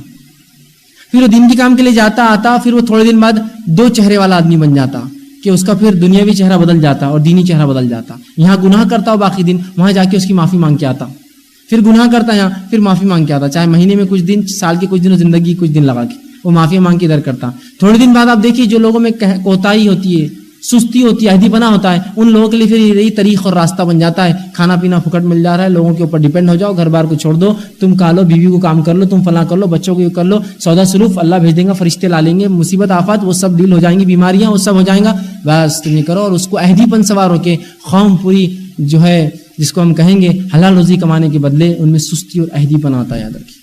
تو یہ درست نہیں ہے. اگر وہ حلال روزی کما رہا ہے تو آپ یہ کہیے ماشاءاللہ تم حلال روزی کماتے ہو, یہ بھی دین کا ایک فریضہ ہے, لیکن کچھ اور اضافی علم کے لیے اگر وقت ملے تو آ جایا کرو. لیکن وہ اس کی دنیا نہیں ہے, وہ بھی اس کا دین کا حصہ ہے, وہ بھی دین ہے اس کا. اور توکل کے ایسے واقعات سناتے ہیں اللہ پر بھروسے کے جو کتاب و سننے سے ثابت نہیں ہوتے, خود ان کی زندگی میں خود عمل نہیں کرتے. ایک بار ایک صحابہ اور کہا, ایک آدمی بیٹھا تھا, وہ گھر کو رنگ کرا رہا, اپنے اس کا پینٹ ہو رہا, اسے گھر کو ہزاروں روپے کا اس کی دکان کھلی, لاکھوں کا سامان ہے. اس کو آگے کہا کہ یہ تو دنیا ہے, کیا لگے ہو اس میں, پھنسے ہوئے, چلو دین کے لیے کچھ کرو. حالانکہ گھر رہنا, اچھا گھر بنانا کوئی حرام نہیں شریعت میں. تو کہا یہ کیا دنیا میں لگے, دین کے لیے کچھ چلو. اس نے کہا بھائی سامان پڑا ہے, دکان کھولیے, اللہ بھروسے چھوڑ دو, بس یہ سب اللہ حفاظت کا توکل. اس نے کہا ٹھیک ہے چلو. اور وہ جب نکل کے مسجد تک گیا تو یہ جناب جس نے توکل کر کے لائے تھے چپل اتار کے اٹھا کے رکھنے لگے. اس نے کہا واہ بھائی واہ, تیری 25 روپے کی چپل کے لیے اٹھا کے رکھ رہا حفاظت ہے, میری لاکھوں کی دکان پہ توکل. 25 روپے کی چپل اٹھا کے رکھ رہا, باہر کیوں نہیں چھوڑا مسجد کے, اٹھا کے اندر رکھ رہا, اور میرے کو لاکھوں کا مال بول رہا توکل پہ چھوڑ کے. واہ واہ واہ, یہ غیر شرعی توکل ہے. اللہ نے ایسے توکل کو حکم دیا, مال چھوڑ دو دکان میں اور جا کے توکل کرو, اونٹ کو چھوڑ دو خالی. رسول اللہ سے ایک صحابی نے پوچھا اللہ کے رسول کیا یہ توکل ہے, یہ اللہ پر بھروسہ ہے کہ میں اونٹ کو چھوڑ دوں اور نماز کے لیے آؤں؟ تو کہا نہیں, اونٹ کو باندھ پھر اللہ پر توکل کر کے آ, حفاظت کرو, دکان بند کرو, پھر چلنے توکل. تو خامخواہ کی توکل اور خامخواہ سے جذبہ جگاتے امت کے اندر کہ تم دین پر نہیں ہو, دینداری کے لیے تمہیں وقت نکالنا ہوگا. اور پھر وہ آدمی کا دو چہرے بن جاتے ہیں, دینی چہرہ الگ جو آپ کو ملے گا تو آپ بولیں گے بھائی دین میں تو اس سے بڑھ کر نہیں, اور جب دنیا داری میں دیکھیں تو بولیں گے اس سے گھٹیا آدمی کوئی نہیں. اس لیے کہ مسجد میں ہے تو سچ بول رہا ہے، احترام کر رہا ہے، ادب کر رہا ہے، جب اس کے بزنس سے ملے تو دھوکے باز ہے، گالیاں دیتا ہے، فلاں کرتا ہے، تو یہ چہرے بن جاتے ہیں۔ اس لیے کہ یہ دنیا ہے، وہ دین ہے، یہ بھی دین ہے، حلال روزی کمانا، تعلیم حاصل کرنا بھی دین ہے، اس کا بھی ثواب ہے، لوگوں سے اچھی بات کرنا بھی دین ہے، اس کا بھی ثواب ہے، دنیا کے اندر کچھ یہ سب دین کا حصہ ہے۔ مومن کچھ نہیں کرتا سوائے اس کے کہ اس کی آخرت کے لیے یا تو ثواب دے یا تو گناہ کی باعث ہے نا، کچھ بھی کام۔ تو اسی طرح ہر چیز دین کا حصہ ہے، حتیٰ کہ رسول اللہ صلی اللہ علیہ وسلم نے فرمایا اگر تم اپنی بیوی سے صحبت کرو اس کی بھی نیکی ملتی ہے۔ صحابہ نے کہا اللہ کے رسول اس عمل سے بھی ہم کو نیکی ملتی ہے، جبکہ تو ہم اپنے فائدے کے لیے کرتے ہیں۔ کہاں اس کا بھی اس لیے کہ اگر تم زنا کرو سزا دیں گے، اسلام سزا دیتا ہے، تو کہاں زنا کرو سزا، تو کہ اب زنا کرے تو سزا ہے، تو جائز طریقے سے کرے تو ثواب بھی ہے، لیجیے یہ بھی ثواب۔ آپ کسی کو کھانا کھلا رہے یہ بھی ثواب۔ رسول نے فرمایا اپنی بیوی کے منہ میں لقمہ کوئی ڈال دے محبت سے، یہ بھی ثواب۔ کسی اور انسان کو کھلا دے، محتاج ہے، معذور ہے، بیکا سے بے سارے ثواب۔ تو ہر چیز دین ہے، یاد رکھیے۔ مومن ہر کام جو بھی کرتا ہے یا تو ثواب دیتا ہے یا تو عذاب دیتا ہے۔ جو نیکیاں ہیں یہ سب دنیا میں ہوں گی اور یہ سب دین کا حصہ، یاد رکھیے۔ تو اس کو فرق کر کے اپنے آپ کو ہم ظلم میں نہ ڈالیں۔ اس نے ایک سوال کیا، بچے آپ کے پروگرام سے واپسی پر سو جاتے ہیں اور فرض کی نماز اور کبھی ظہر کی نماز بھی چھوڑ بیٹھتے ہیں، ٹوکنے پر وہ بحث کرتے ہیں، لوگ سمجھیں۔ دیکھیے میں اس سے پہلے بھی کئی بار اور اس بار بھی میں پھر اعلان کرتا ہوں کہ جو لوگ اپنے فرائض کو پورا نہ کر سکے تو یہاں یہ نفل یہاں آنے کی ضرورت ہی نہیں، سیدھی سی بات ہے۔ بہت سے لوگ سوال کرتے ہیں اعتکاف میں بیٹھنا افضل ہے یہاں آنا، تو میں کہتا ہوں اگر آپ کو علم ہے تو اعتکاف کیجیے، افضل ہے، علم نہیں ہے تو یہاں یہ افضل ہے۔ سمجھ رہے ہیں بات کو؟ تو اسی طرح فرض اور ظہر، فجر اور ظہر تو فرض ہے، سوال ہی نہیں آتا کہ ایک نفل عبادت کے لیے کبھی بھی آپ اس عمل کو چھوڑیں، ٹھیک ہے؟ تو لہٰذا اگر آپ سے فجر نہیں ہوتی ہے، ظہر چھوٹ رہی ہے، تو میں کہوں گا آپ بالکل گھر پہ رہیے، یہاں بالکل قطعاً مت آئیے، اس لیے کہ وہ فرض ہے۔ یہ نفل کام ہے کہ آپ علم سیکھ رہے ہیں اور ہم بتا رہے ہیں اور آپ سیکھ رہے ہیں، تو فرض جو ہے وہ ساقط نہیں ہوتا، چھوڑا نہیں جا سکتا ایک نفل عبادت کے لیے۔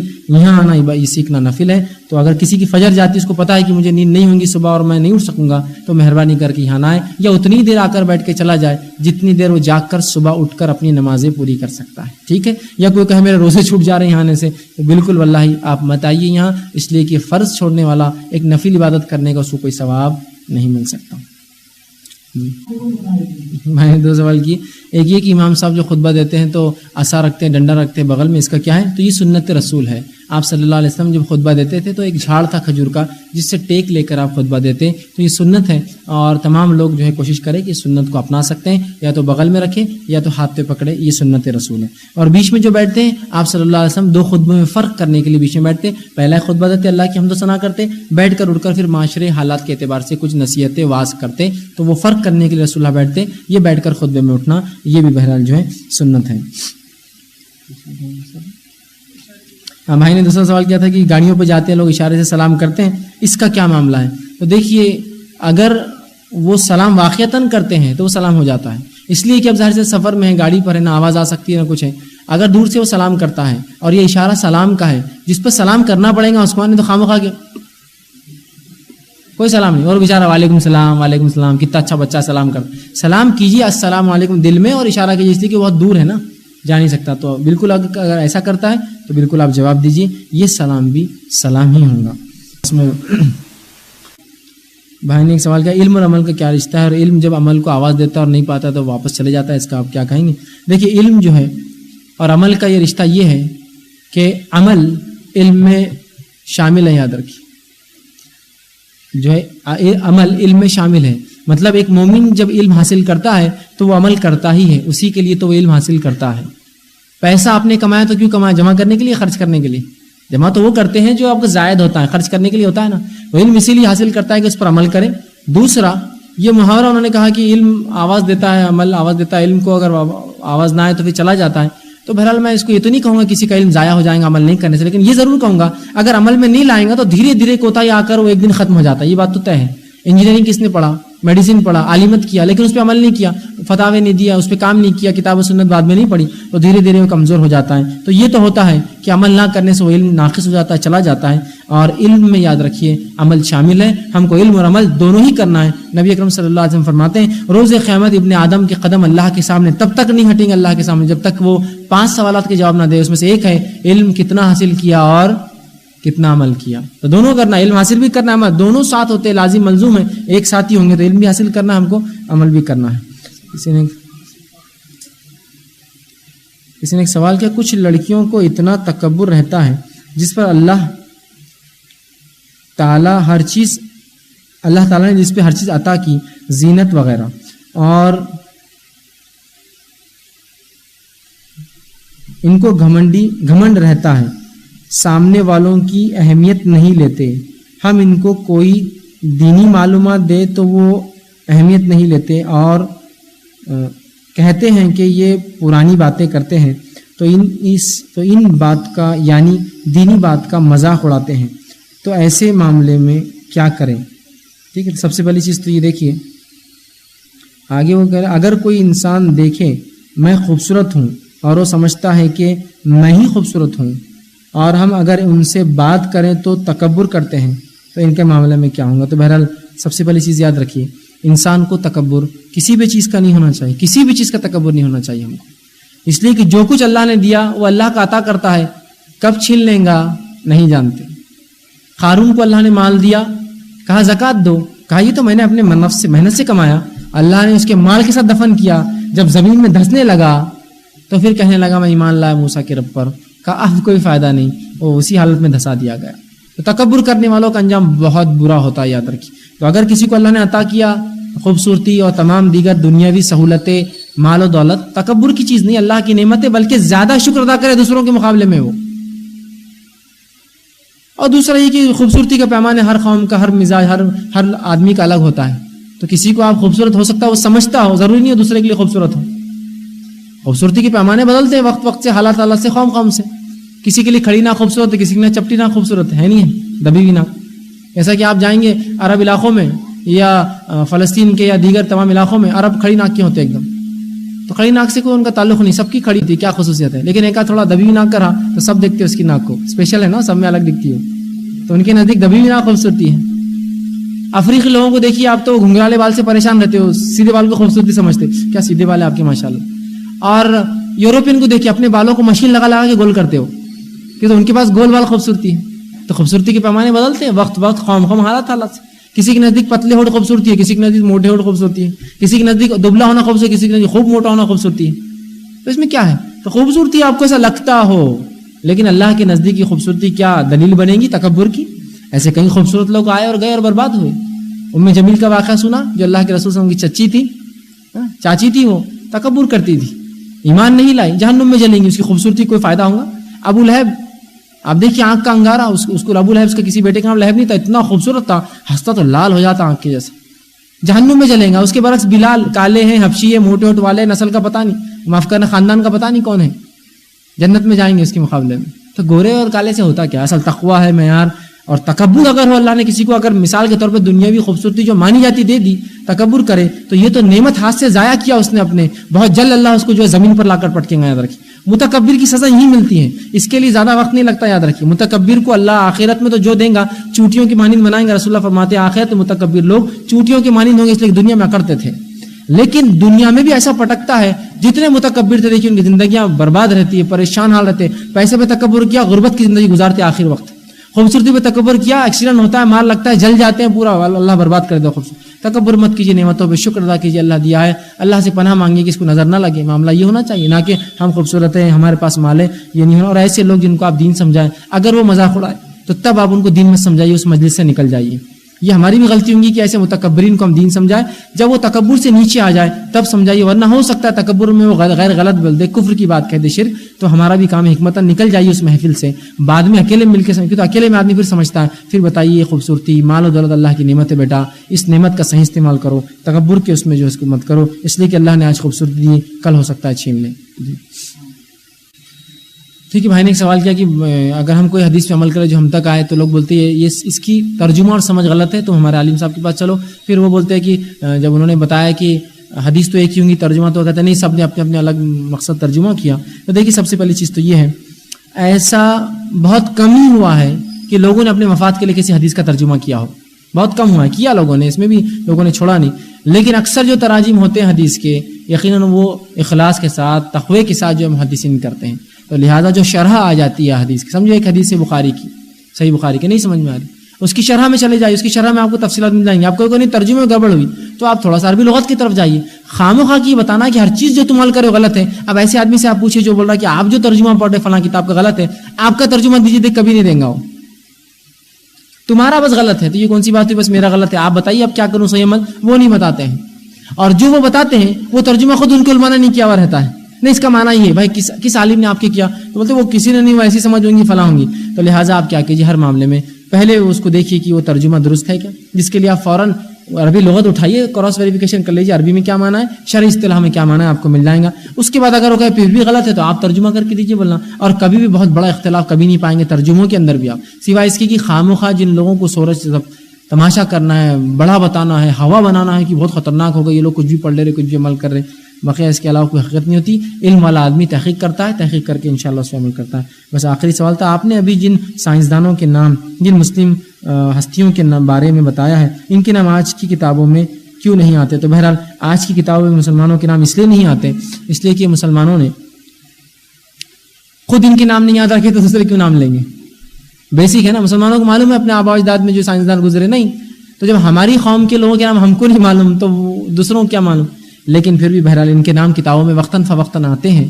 اس حد تک نہیں آتے جس حد تک دوسروں کو انہوں نے بڑھاوا دیا, اس حد تک نہیں آتے, لیکن بہرحال کچھ نہ کچھ درجے میں آج بھی آ رہے ہیں. اور اب دھیرے دھیرے جو تبدیلی آ رہی ہے دنیا میں, لوگ اسلام کی طرف آ رہے ہیں تو جان رہے ہیں, اور دھیرے دھیرے آ رہا ہے. بہرحال خود ہمیں جس چیز کا علم نہیں, ہم کیا دوسروں کو دیں گے؟ جب ہم خود عمل کریں گے, ہمارے کتابوں میں ہی ہوں گا, ہمارے سلیبس میں ہوگا, تو انشاءاللہ وہ بھی جانیں گے. وآخر دعوانا الحمدللہ رب العالمین.